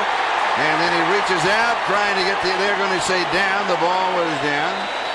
They're going to mark it at the 20-yard line. He may just well pick up the first down. Kevin Johnson covered him. And he makes things happen. Now, how long he can take a beating at this level to make things happen, I don't know. But here, the defensive line of the Oakland Raiders does everything right, puts on pressure, yet Jake Plummer's able to get out of the trouble. That's why they call him the Snake. Very slippery. And it was the rookie from Knoxville, Grady Jackson, who was putting on the original pressure. Ball at the 20-yard line. And it's a first down. He is fun to watch, isn't he? He certainly is.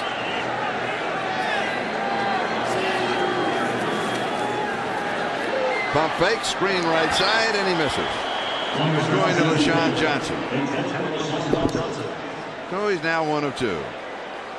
20-yard line, 2nd down and 10. 8 of 25 in this preseason for 96 yards, no touchdown. He has 3 interceptions. And you saw the awesome numbers that he had at Arizona State. Plus, once again, the pressure of the Raiders. Leroy Glover that time making him throw the ball early sooner than he wanted to. 2nd down and 10. Absolutely nothing there as LaShawn Johnson is stuffed. Rob Holberg was there to agree. Oh, he nailed him. He managed just to spin forward to the line of scrimmage. 20-yard line, it'll be 3rd down and 10. Now here's where it becomes interesting for Jake Plummer. But here's Holmgren. He reads the play perfectly, gets through the right in the hole. The crease, yeah, fills the hole quickly, just like he's taught to do. Nowhere for the runner to go. 3 wide receivers, shotgun.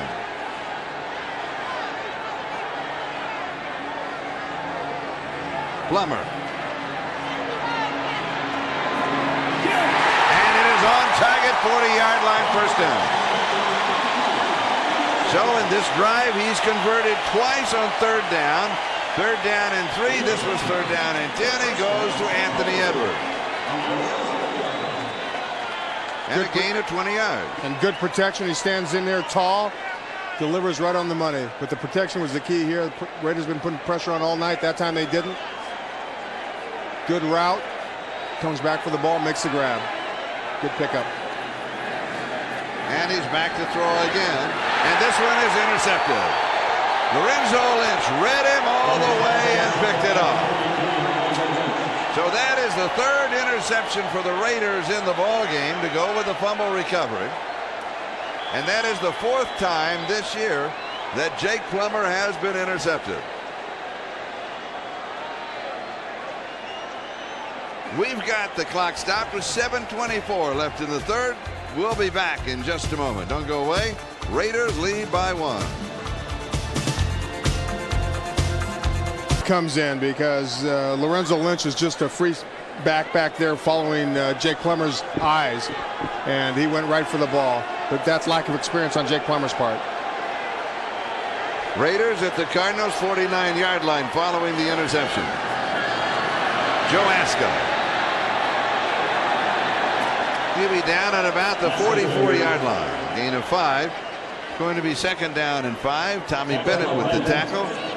Let's go down to Vern Glenn. All right, Charlie. Nobody more confident than Lorenzo Lynch. Pretty good play by him. A fellow who's had back problems. He's had trouble with a sciatic nerve. But, man, has he responded when he's been in the lineup. He and the rest of the defense, which has risen to the occasion, especially against Jake Plummer. Every time Jake Plummer's on the field, it's like Elvis has entered the building. Back upstairs. Lorenzo doesn't mind chatting with anybody, does he? It doesn't seem that way. Joe Aska gets the call. Maybe a yard. That's going to be it. Lyron Cobbins makes the tackle. Cobbins, a free agent out of Notre Dame. Plus, Lorenzo played here for the Cardinal here in Arizona. It's always fun to come back that way, isn't it? And be successful, yes, you bet. Third down and 4. Raiders lead by 1, 10-9, with just over 6 minutes time remaining. We're in the third quarter. Final preseason game for both the Cardinals and the Raiders. Klingler. Pass is complete. He goes to his tight end, Marcus Hinton. Hinton at 6'4", 260 pounds out of Alcorn State. Pulls it in. Ty Howard and Tommy Bennett pull him down. He got pretty good hands. He does. Yeah, he had a good reception. Actually, he's mostly a blocker, but last week he had a nice long reception from Hollis for 38 yards. That kept the drive going. Tonight he's caught a couple of balls. That one good for 6. It was third down and 4. Oakland converts on third down, and they have a first down at the 37-yard line of the Cardinals. Aska off the right side, near the 30-yard line. Let's call it the 31, so we'll give him 6, and it'll be second down and 4. Mark Campbell makes the tackle for the Arizona Cardinals.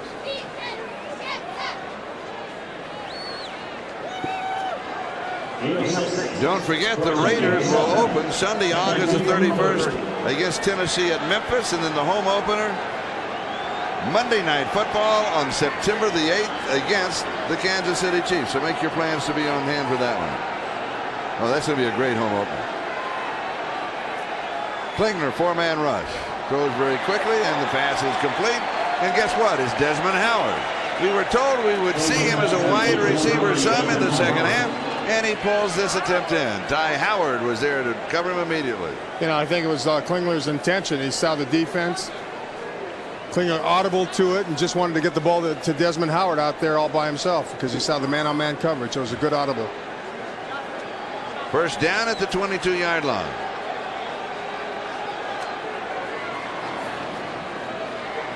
Ask a nice hole on the right side by the offensive line. He'll go to the 15-yard line. He's going to pick up almost 7 yards on the play. It's going to be second down and 3. In reality, about 3.5. Mark Smith and Tommy Bennett on the stop for the Cardinals. They've got Rick Cunningham on the left side. He's the one that, since Robert Jenkins retired, who's going to have to back up Pat Harlow. So they give him some work on that left tackle side. The rookie Tim Cohn, number 70, taken in the third round, is also in that offensive line, and Aska gets the call again. Near the first down marker, Lyron Cobbins with the stop. Aska can become a workhorse. I remember a couple of games last year.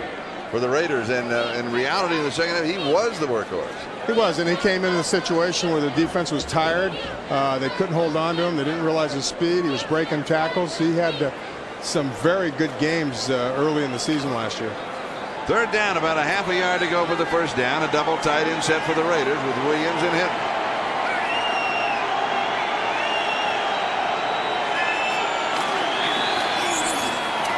Aska, first down. A fumble at the bottom of the stack, and the Cardinals come out with the ball. You mentioned earlier Jim Plunkett, and now tempers are beginning to flare. There's some pushing and shoving in the heat of Tempe. That it would get hot and sweaty, and the ball would get wet and hard to hold on to. And there's not, I'm not so much sure on how much blame you put on the sweatiness now, or just the lack of concentration. But you're right; they've got to be soaked by now. The uniforms are completely drenched, and it makes carrying that ball that much harder. Eric England will come up with the fumble as turnovers continue to plague both. I like Joe Aska's vision. He was able to cut back behind True's block, and it was a great cutback block. Another turnover. Cardinals have the ball. Back in a moment.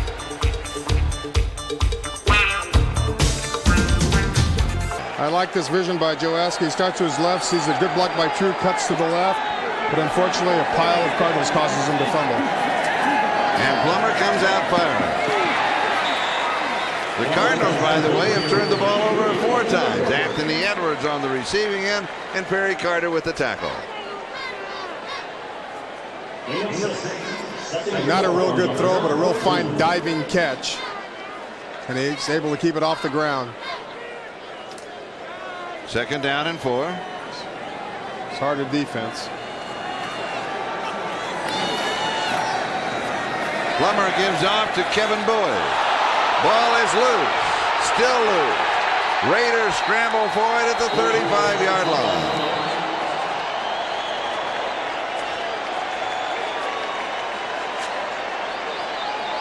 Perry Carter has his first fumble recovery. He has an interception.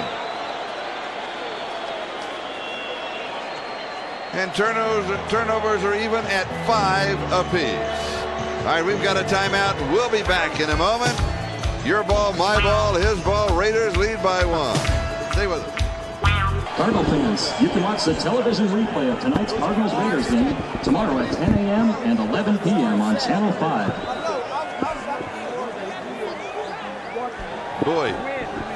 Kevin Boyd. Kevin Boyd.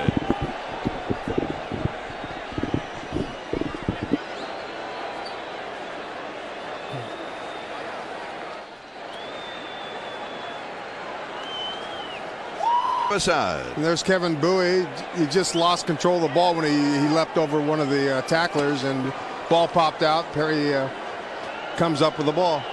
Perry Carter. Let's go down to Vern. All right, Charlie, yes, down here on the field, the moisture is collected all around here, especially down here in the grass. It's awfully hard to hold on to that football. You know, both coaches are just going crazy. I bet you Joe Bugle's having a cat at these turnovers. Having a cat. Having a cat. Okay. Aska back to the line of scrimmage. Let's go down to Vern Glenn and explain that statement to our viewers. Will you, Vern? Well, it was a nice way of saying that Joe might be a little upset at the fact that there have been so many turnovers on his side of the ball. So, again, it's a focus of concentration and holding on to the football and wrapping up. Yes, Joe Bugle is having a cat. And you're not going to back down from that, are you, Vern? No. Well, we haven't had any flags for a while, but they're flying now. The penalty against the Oakland Raiders takes it back to the 45-yard line. But with this heat, it's got to be awfully wet down there. Oh, yeah. Whoa. Down goes over. First down and 20. That is the 7th penalty for 60 yards against the Raiders. Almost intercepted. Whoa. J.J. McCluskey, and I think he may have been looking to the end zone. Desmond Howard, the intended receiver, and McCluskey. Whoa. That could have been a quick 6. Klingler with the throw. I don't know. He was just late with the throw. Allows McCluskey to make close on the ball and almost intercept it. But I think the ball was just thrown late by Klingler. 2nd and 20. On the draw. Joe Aska, 39-yard line. He has 6. It'll be 3rd down and 14. And the Raider fans are here. Old QB. Getting ready for that home opener on September the 8th against Kansas City. Tim Hall comes into that offensive set. He and Joe Aska are the 2 running backs.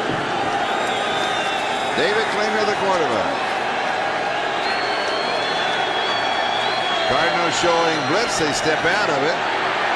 4-man pressure. Ball is loose. It is on the ground.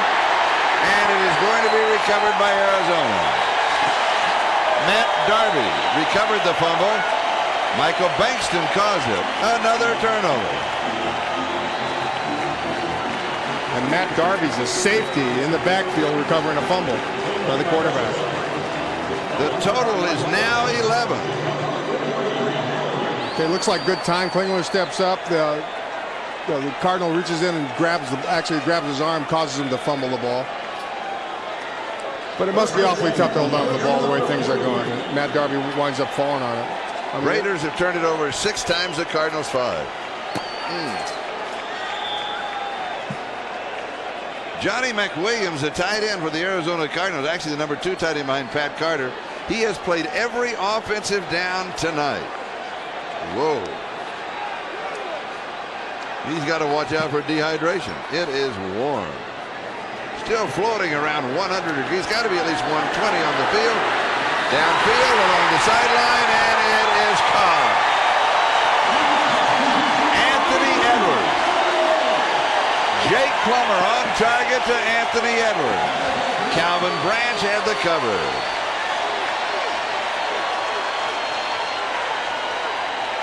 But that was a great throw by Plummer, standing in there, knowing where he's going to go, gets it out there, and it's almost indefensible. It's over the outside shoulder of the receiver.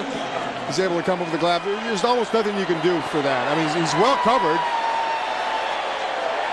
And a gain of 40 yards. And Branch is right there, but you can't cover that kind of pass. Oakland 17-yard line. And now running with great authority is LaShawn Johnson. A flag is down. Larry Brown took him out of bounds. And all of a sudden you have the feeling that what Jake the Snake Plummer can do. He has lifted that offense. They're getting to be excited. Yeah, the other thing is, you let a team hang in with you all that time, turning the ball over, having penalties.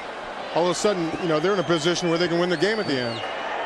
Holding 83 offense, 10 yards, repeat first down. That's Anthony Edwards. The man who just had that 40-yard reception nullifies part of it with a holding call. Let's take a look. He's number 83 on the left of the screen. Yeah, he did hold him. There's no question about it. Should have just thrown his body in front of his legs. And with that play, the 3rd quarter comes to a close. Well, we have 3 in the books. We've got 1 to go in preseason, and the Raiders continue to lead by 1. No scoring in the 3rd. It's a 10-9 ball game.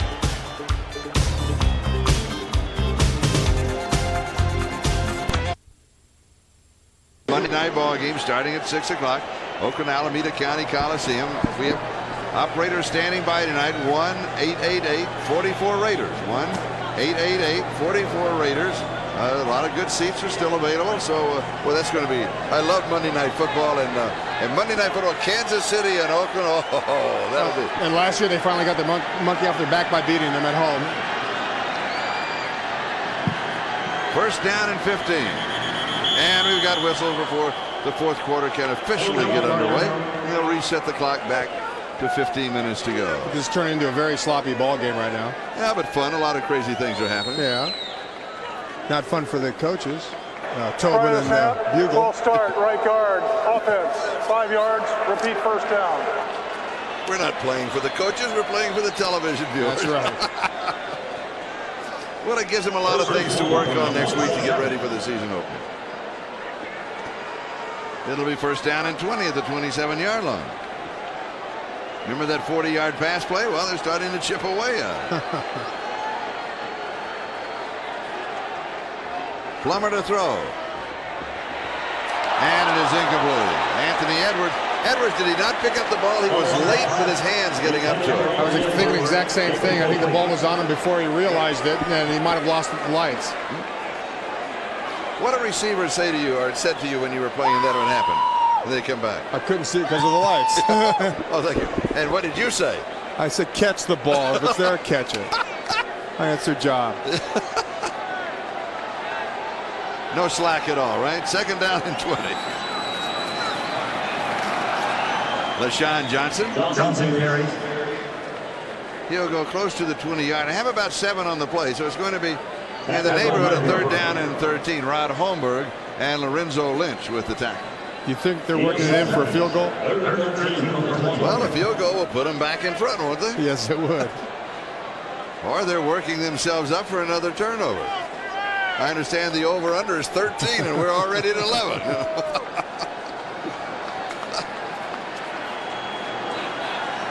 Michael Watkins comes in as a wide receiver. 3 wide receivers on the set. Plummer from the shotgun.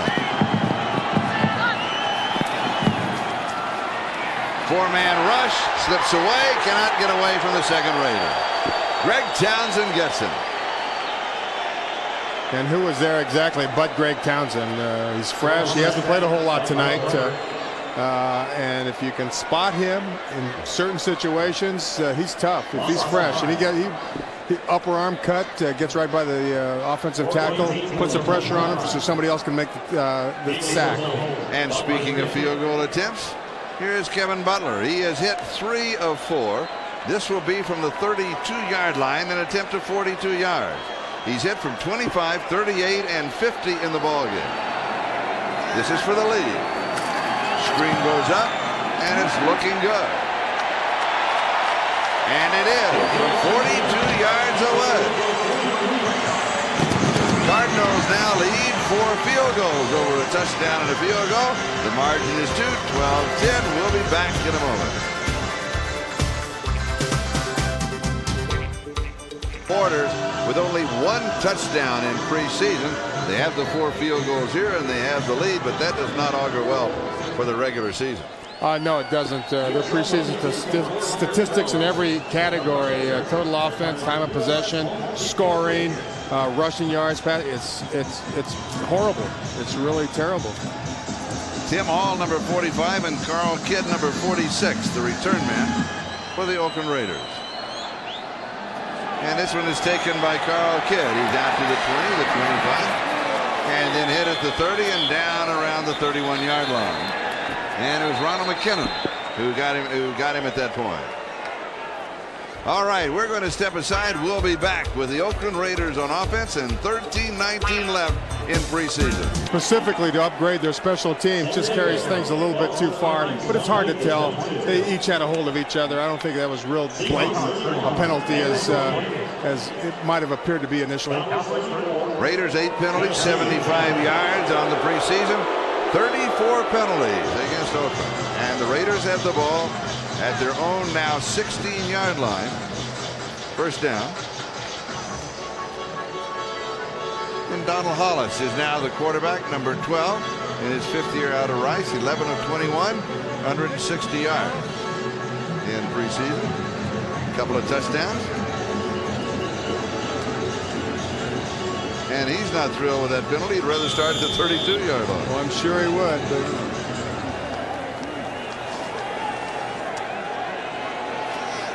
Raiders down by 2 with 13-19 left. Missed 2 on the snap, and Hollis will recover it back at the 10-yard line. So a loss of 6. It'll be second down and 16.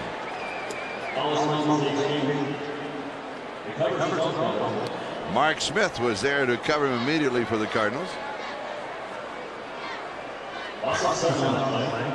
As we've mentioned over and over, everybody's soaking wet throughout their clothes, and it's just hard to hold on to that football. And they're tired. I don't think there's any doubt about it. Curtis Whitley now the offensive center. We can close the door on David Klinger, 5 of 11, 60 yards and 2 interceptions. Quick drop, pass is on target to Orlando Truitt. He'll get his catch at the 18-yard line, so it'll go for 8. As Tommy Bennett was there to wrap him up immediately. Just a simple slant pattern by Orlando Truitt. It's a zone they're playing out. They don't want to give up the big play, and he's able to find a seam in the zone before he's tackled. Good throw and catch. And it's 3rd down and 8.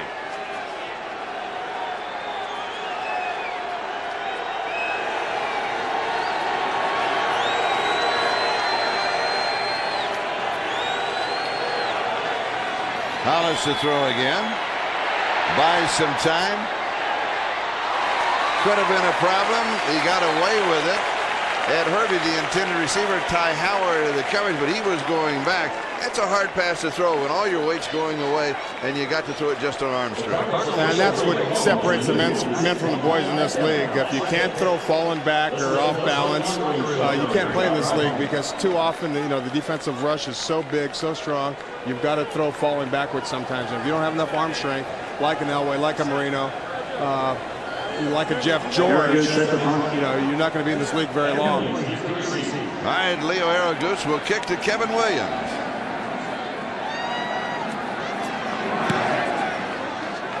Ooh, good kick. Good kick. Taken back at the 27-yard line. Slips the tackle, hits for the sidelines, and goes out of bounds. Clock is stopped. Chad Leavitt for the Raiders was there. We'll step aside. Back in a moment. Cardinals by 2. Vern Glenn. All right, Charlie, I would hate to be the one singled out when the coaching staff breaks down the film from this game. Remember, Sunday is cut down day. They'll have to get down from 60 to 53 players, and then next Sunday they get it on for real. The Raiders at Tennessee. It'll be interesting. It's the last shot for a lot of these guys out here right now. All right, following the 55-yard kick by Leo Aragus, the Cardinals go to work, and they go to work on the ground. They lead by 2. They want to work a little time off the clock. Kevin Bowie gets the call. And he goes to the 40-yard line. So he picks up 6. It'll be 2nd and 4. James Folston with the tackle. I know this isn't the starters in the ball game right now, but in the past, over the last several years, when the Raiders have not had quite the success they had early on, one of the problems they had was getting the ball back when they needed it to win the ball game, and teams have been able to run out the clock on the Raiders defensively. Jake Plummer, the quarterback, most of the second half, throws on the run, and this one is incomplete to Anthony Edwards. And again, that ball gets on Edwards very quickly, doesn't it? Was he just not ready? Yeah, it certainly looks that way. I didn't see it quite well enough to see his head come around anyway, but Jake Plummer rolled to his right, and he fired the ball. Maybe Jake throws a lot harder ball, Ken Graham. I don't know, but he got there in a hurry. Yeah. And Edwards was not able to pick it up quickly. 3rd down and 4.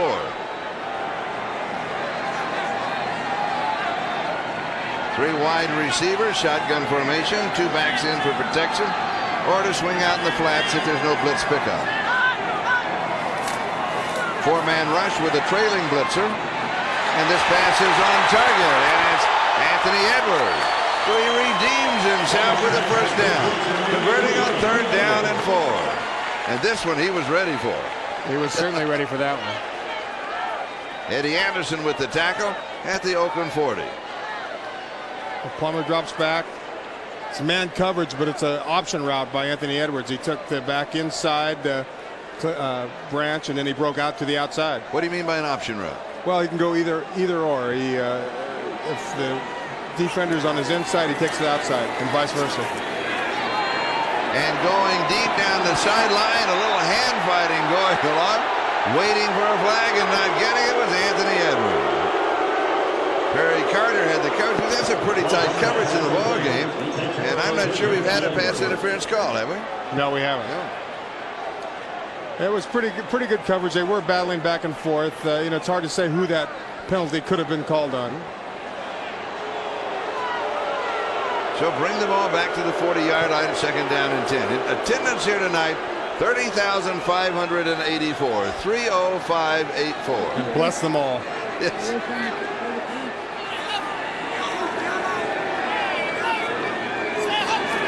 Second down. Plummer again. Quick drop right on target. And he goes to Jerry as Hayes is tied in. Renzo Lynch with the tackle. Hayes at 6'3", 266 pounds. Is in his second year. And he's listed as the 4th tight end for the Cardinals. So he's one of those on the bubble. Oh, I'm sure he is. You know, that's a very safe pass to throw by Plummer. Just a short out by the tight end. If it's man-to-man, the defender has almost no chance. Third down and 3 at the 33. Clock continues to move. And we've got whistle stopping the clock. 9:49 time remaining in the ball game. And Ron Blum, the referee, will sort this one out for us. Prior to the snap, false start, 16 offense, 5 yards. And that was on the quarterback, Jake Plummer. I think he forgot the snap count, Charlie. Does that happen to a quarterback? You call the snap count, do you forget it also? Yes, once in a while it happens, and you pull out sooner than you're supposed to. I thought it was on 2. That's exactly right. But you have so much on your mind, especially when you're a young quarterback like Plummer is, that sometimes you do tend to forget that snap count.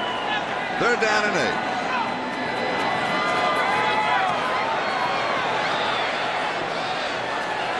.35-yard line, Kevin Boyd. Well, let's see. It's going to be 4th down. What about old Kevin Butler? Be a long field goal. Well, he's hit from 25, 38, 42, and 50. Now we're going to go with Jeff Eagles. Let's see, this would be, well, it's makeable, though. 55 yards? About 50, 53, 54. About. Somewhere there. You know, I think they've got his distance down pretty good by now. 50 is it. That's it. Anything over 50, no chance. All right, Fiegels gets Howard if there is a return. And he just wants to drop it down inside the 10-yard line and have it down at that point. And they do at the 1-yard line. Michael Watkins was there for the Cardinals. And so they're working on another part of their game. Rather than going for the field goal, it doesn't make any difference who wins. You need work on this under game condition. It will come up again. Trust me. Timeout. Back in a moment. Cardinals by 2. For the 8th against Kansas City at the Oakland Alameda County Coliseum. Operators standing by tonight. The number to call is 1-888-44-Raiders. 1-888-44-Raiders. You know, I know Joe Bugle's not very happy about tonight's performance, all the mistakes, penalties, turnovers, and such, but I think putting a long drive together here would put a big smile on his face.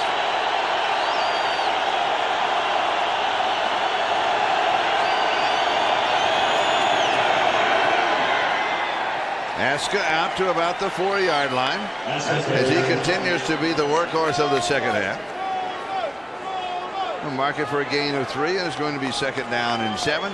Tony McCombs with the tackle. Aska's totals. Joe Aska seems to be at his best when it is the second half. People are tired. They don't realize his strength and quickness, and all of a sudden he breaks a big one. He has 11 carries for 64 yards in the ball game. And he gives the Raiders a little operating room here, but they need some more. And he'll jump to the outside. Cannot make the corner.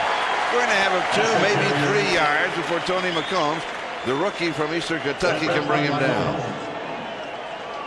So spotted at the 7-yard line.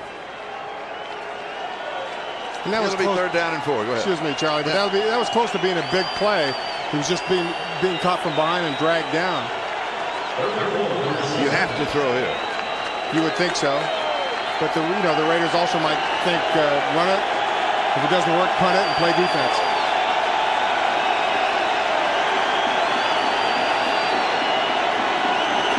Blitz is coming. It is picked up. First down by 1.5 yards. All that they needed.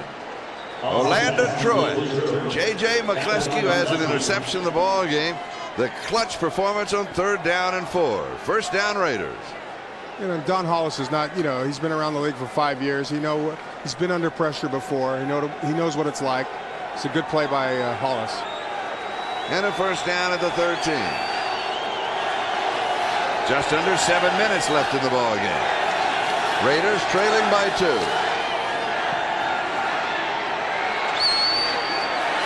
Going deep, and he overthrows the intended receiver.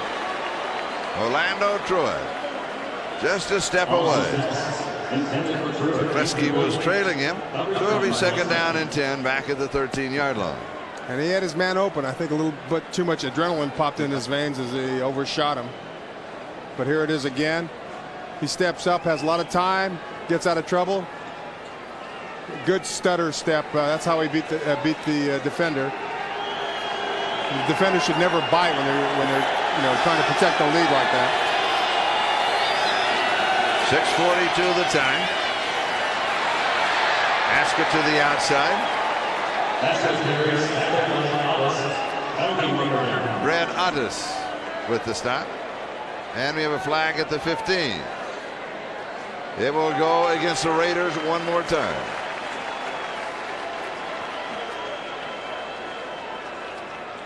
That is their 9th penalty of the ball game.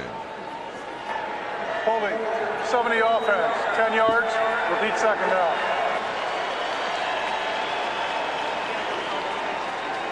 Nine for 90, 6 for 31. And it's on Tim Cohn.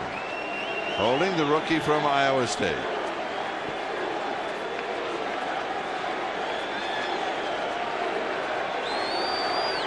So call it the 5-yard line. Okay, it's the 5-yard line. Thank you. And call it second down. And a bunch to go. And a whole bunch to go. Actually, you can call it the 6. It'd be closer.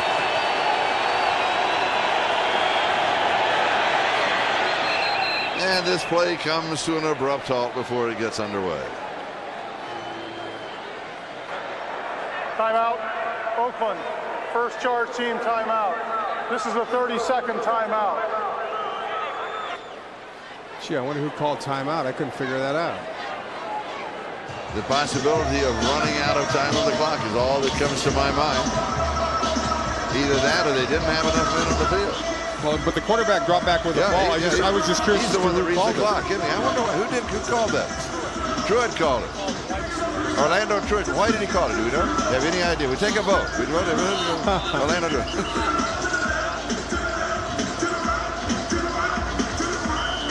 Please reset. There's Truitt. Please reset the game clock. Please reset the game clock to 6:10. Reset the game clock. I'm just trying to figure out what he saw. Well, he was looking to the sideline. Yeah, he was. You figure that it's the clock, but maybe he was getting a call from the sideline. Could be. But of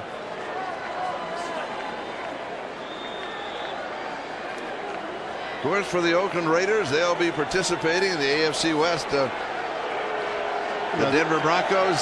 Some new acquisitions there to help them out. Neil Smith, Darian Gordon. Great defensive back and punt returner.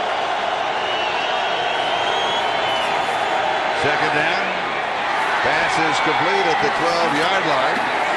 And it's Truitt who called the timeout. And Matt Darby with the tackle. Now we know why he called the timeout. He wanted the ball. That's right. And if you don't, I'm going to call another. That's right. But it was a good play, picking up at least half the needed yardage instead of trying to go for the whole thing in one play. Puts him in a better position, although not a real enviable one. Third down and just over 10 yards, about 10 and a half yards to go for the first down. That's Truitt going wide to the far side.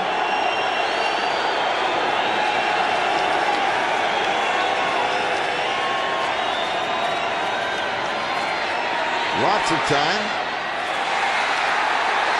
And it is Truitt again. Orlando Truitt picks up the first down. Matt Darby and Kwame Lassiter finally stop him, but he was coming back to the quarterback who was buying some time. That's a pretty heads-up move to get open like he did. It certainly was. A lot of time. He slides around, gives himself more time to throw the football, finds Orlando Truitt, who's coming back for the ball, as you say, and makes that reception possible. And the play goes to the 36-yard line where it's a first down. 4 minutes and 50 seconds and counting. Remember, this drive started back at the 1-yard line. Aska off the right side for a couple of yards, maybe 3. That'll be topped. And the clock continues to move. But an interesting concept here, like you said, it's been rather a scraggly preseason game. This is the last one for both ball clubs. But if the Raiders here could put together a long drive, a successful field goal attempt at the end of it, win by 1, and that's what everybody would remember, that we did that at the end of a ball game when everybody is tired on a very hot night in Tempe. Yeah, you're absolutely right, Charlie.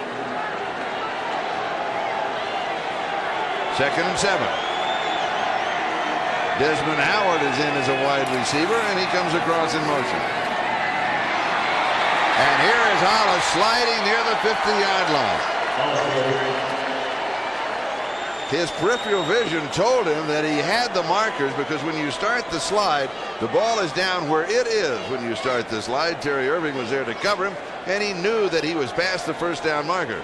So Hollis, a good scramble for the first down. And that's what I like about a quarterback that's a little bit mobile. You know, when the receivers are covered downfield or the protection breaks down, he can pick up the ball, pick up the first down, by running. 48-yard line, first down. 3:30 and counting. Time remaining in the ball game. Is there a hole on left side? You bet there is. Joe Aska down the sideline before he is taken out of bounds. And already the Raiders are well in field goal range, and they still have 3:16 left to negotiate the remaining real estate. It's a blitz by the Cardinal. They block it well. 62. True comes around, picks up number 56, and as I said, eventually Joe Aska is going to break a big one. And he rambles for 36 yards, and that puts him over the century mark tonight. 14 carries, 101 yards.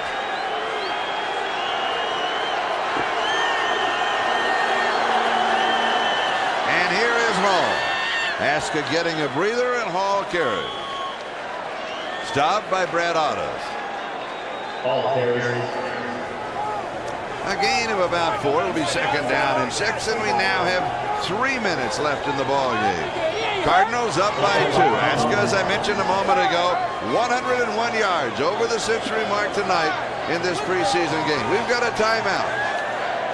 Stopping the clock at 2:55. That is the time remaining in the ball game. The Raiders well within field goal range, as we mentioned, and the Cardinals up by 2, 12-10.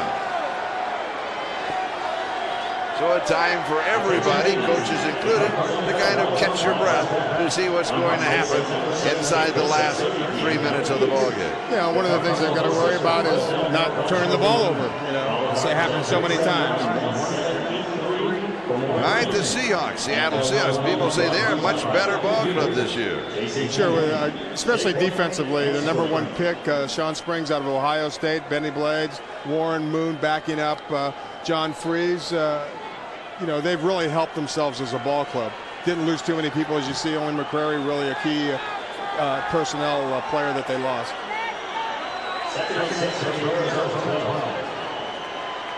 Desmond Howard is in. Joe Aska is back in.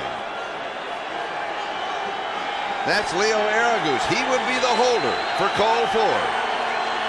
An important man in the trio of snapper, holder, and kicker if it comes down to a field goal. And here's Aska, right side, and he finds some more yardage.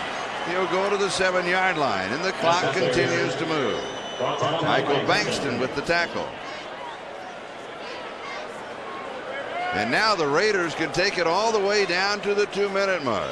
And I'm sure they'd like to get a first down just to run more time off the clock, not give the Cardinals even an opportunity to get the ball back. So they wait for the count to make it official, only 5 seconds away. That's a 2-minute warning. And now the 2-minute warning will be given to both benches. And we'll be back with the last 2 minutes of the ball game. Raiders within field goal range and trailing by 2.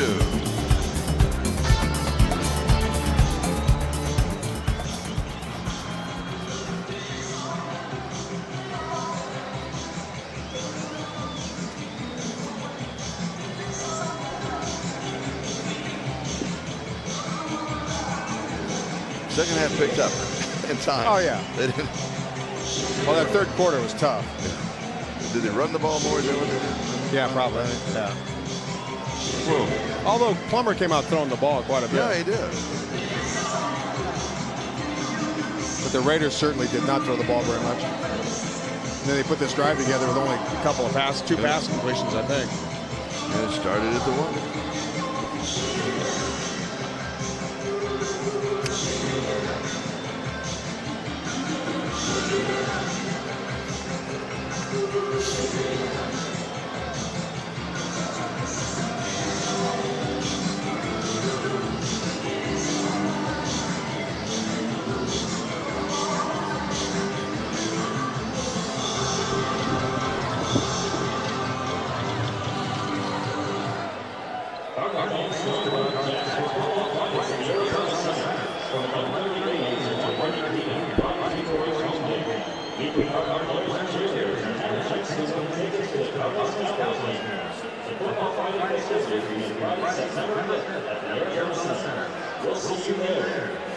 The loneliest man at Sun Devil Stadium, and that is Cole Ford. He is the kicker.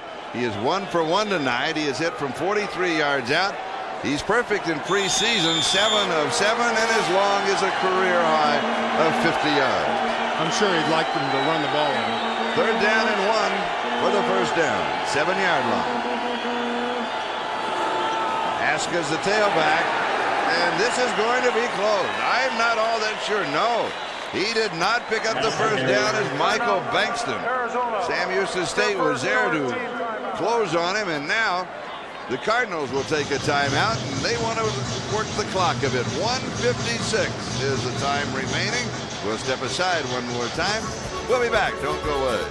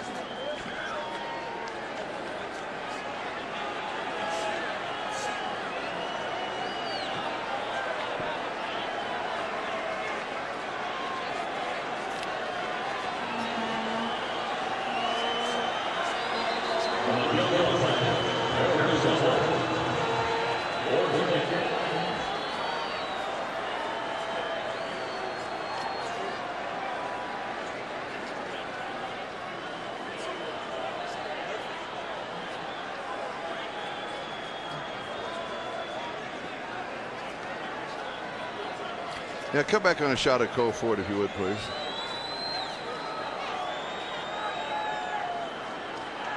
No, come back on a tight shot first for me, please. Yes, please.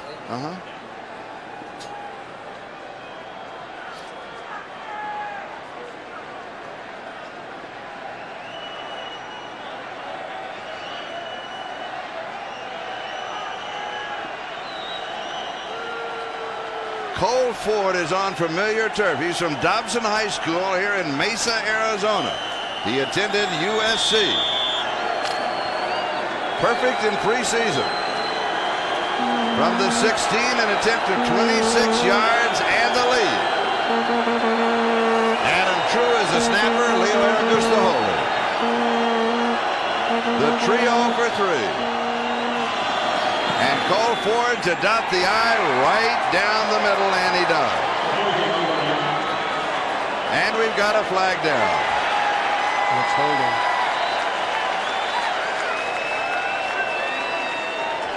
So don't count your field goals before they hatch. Holding 59 offense, 10 yards, will be 4th down. Holding on John Henry Mills. And so Cole Ford will have to do it again from 5 yards further. It's called a character builder, Charlie. I keep looking for the fat lady. She's here, but she's not even humming yet. Clock says 1:51 left. All right, 26-yard line. An attempt of 36 yards and the lead.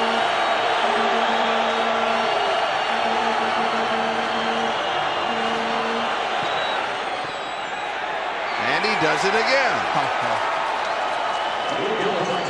And the check shows there are no flags.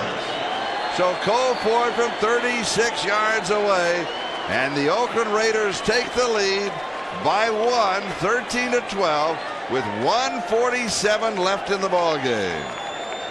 It's Cole Ford kicking it for the second time on this drive. That's one happy man right there, Joe Bugle. Even though he didn't say too much about coming back here to Arizona and playing the Cardinals, where he coached for 4 years, I'm sure he's a very happy man right now. Raiders with 2 timeouts, Cardinals with 2.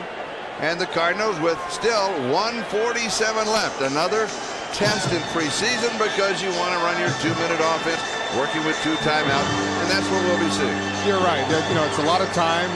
See what Jake Plummer can do in this situation and see what the Raiders can do in stopping them. As I said, a lot of time they only have to get in field goal range. I don't think Butler has the leg that Cole Ford does, but if you know they get around the 50-yard distance for a field goal, I'm sure they'll give it a try. LaShawn Johnson, number 32. Kevin Bowie, number 33. They are the return men for the Cardinals. And Cole Ford, 2 for 2, perfect in preseason, now 8 of 8. The field goal kicker will kick it off from the 30-yard line.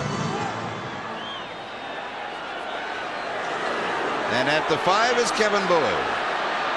He's out to the 20, slips a tackle, 25, 30, 35, stiff arm, and then run out of bounds. And it was Orlando Croyd who ran him out of bounds, but an excellent return for the Cardinals. They have very good field position, and they have a lot of time. 1 minute and 40 seconds left. They trail by 1. You know, they've sure shortened that field for Jake Plummer in the offense right now. Put him in great field position. His entire offense is open to use just about anything he wants to right now. Arizona will start from their own 39-yard line, first down. And remember, on that drive that led to the Cole Ford field goal, as the Raiders started at their 1.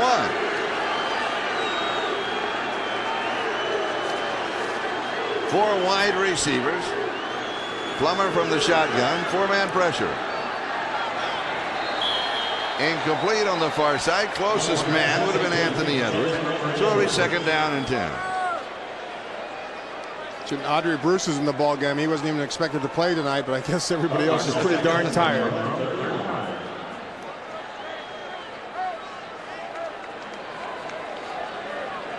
Another quick reminder of the Raiders home opener against Kansas City Monday night, September the 8th. The phone number to call, 1-888-44-RAIDERS.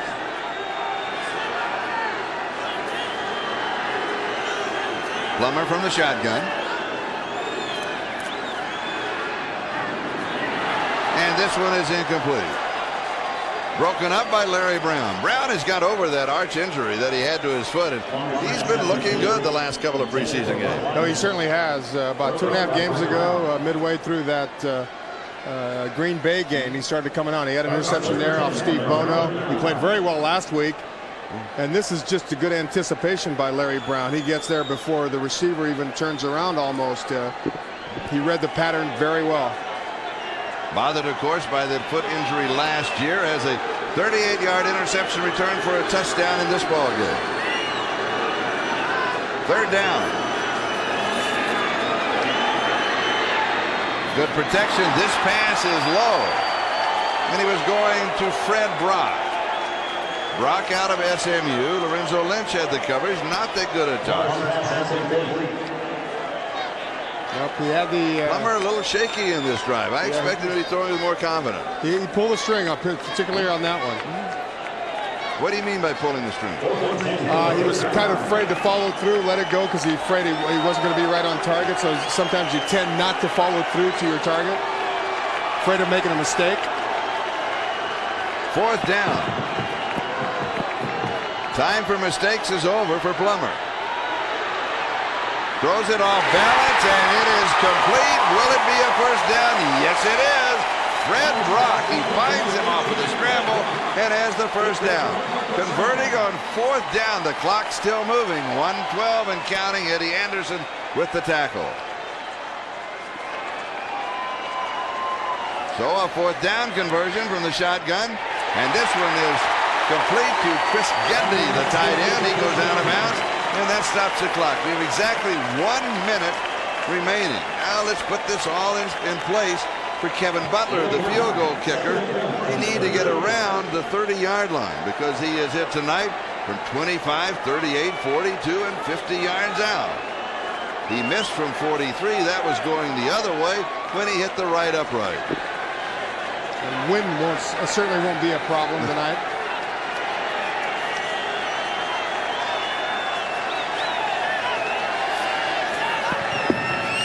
Plummer, the inside handoff. LaShawn Johnson to the 29-yard line. You're looking at a 46-yard field goal. Lorenzo Lynch with the tackle. 42 seconds in count. Plummer again. Blitz is picked up. Backside pressure. And he throws this one away. He was feeling that backside pressure. And you learn that as a quarterback. You don't have to see him coming, do you, Jeff? Oh no. Sometimes you can sense it, or sometimes if you're feeling you're running out of time, throw the ball away, get it out of there, and line up for the next down. It's only second down. Got a lot of time. Good field position. Don't have to get much closer for Kevin Butler to kick the field goal, or at least attempt one. Butler, the 13-year veteran, has hit 4 out of 5 in the ballgame.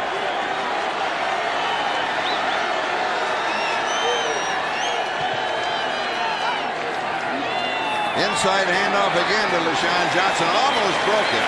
Had to cut back and was tripped up at the 24-yard line by Kevin Johnson. And now the Cardinals will take a timeout.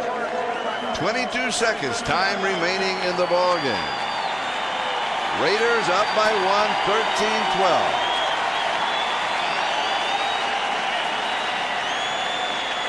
Here's two situations where both teams, even though a lot of their starters aren't in the ball game, respond well. Raiders take it from their own 1-yard line, take it all the way down to about the 4 or 5 yard line, kick a go-ahead field goal. Cardinals come back with a fine kickoff return, gets all about the 40-yard line, and then take it into field goal range for Butler. I mean, in those instances, they're responding very well. We continue our look around the AFC West, the San Diego Chargers.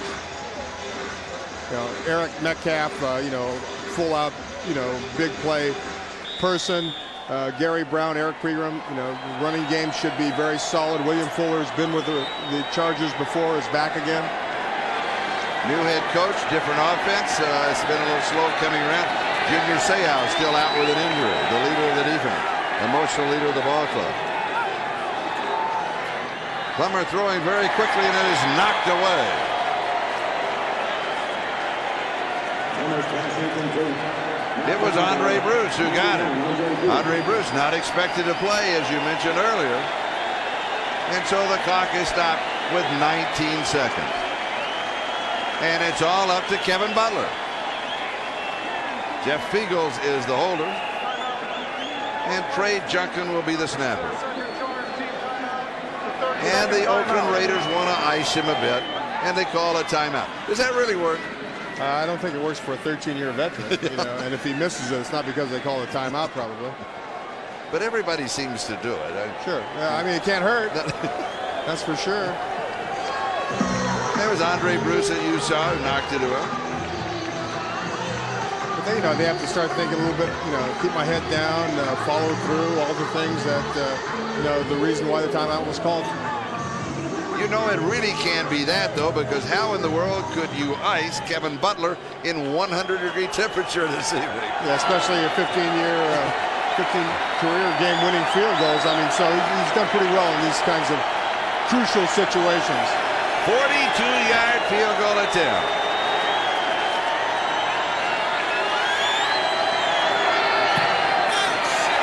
Dead solid perfect.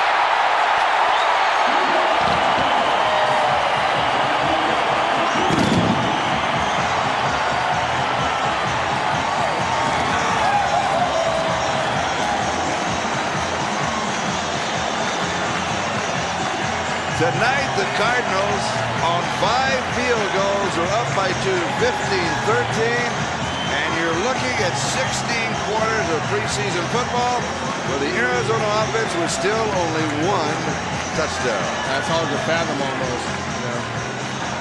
They had some turnovers early in this ball game where they were in good field position, still couldn't get it across the goal line, had to settle for field goals. But Joe is not a happy man, Charlie. He's trying to do everything to prevent that ball from going between the uprights. Little body English to pull it to the right. So Kevin Butler, the hero for the Cardinals, field goals of 25, 38, 50, 42, 42 in that order. Missing one from 43 when he hit the upright. The Raiders still have 14 seconds remaining. Tim Hall and Carl Kidd are the return men. But you look for the spin kick along the middle to break up any kind of a rhythm of a return. Without question.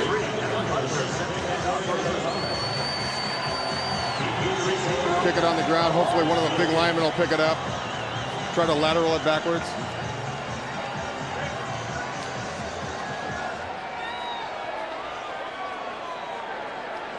And it takes him one hop to a return man, and it's one of the deep backs, and that is Carl Kidd. And Kidd heads upfield and out of bounds. Now the clock does not start in that situation with 2 minutes to go in the half on the kickoff until the ball is touched in the field of play, not when it is kicked. And that's the reason that the Raiders still have 6 seconds left in the ball game. What play for sure can you get into in that time? You can only get into if you throw a quick out and step out of bounds. So quick out for maybe 15 yards if you can get it, and then throw the Hail Mary? I wouldn't even say 15 yards, not for 6 seconds. Okay. I think you almost have to put it up all the way in the end zone right now. Well, and this is that the yawn tells you exactly that preseason doesn't mean anything. You're not going to take any kind of chances. Ed Hervey, Orlando Troy, Desmond Howard, the 3 wide receivers.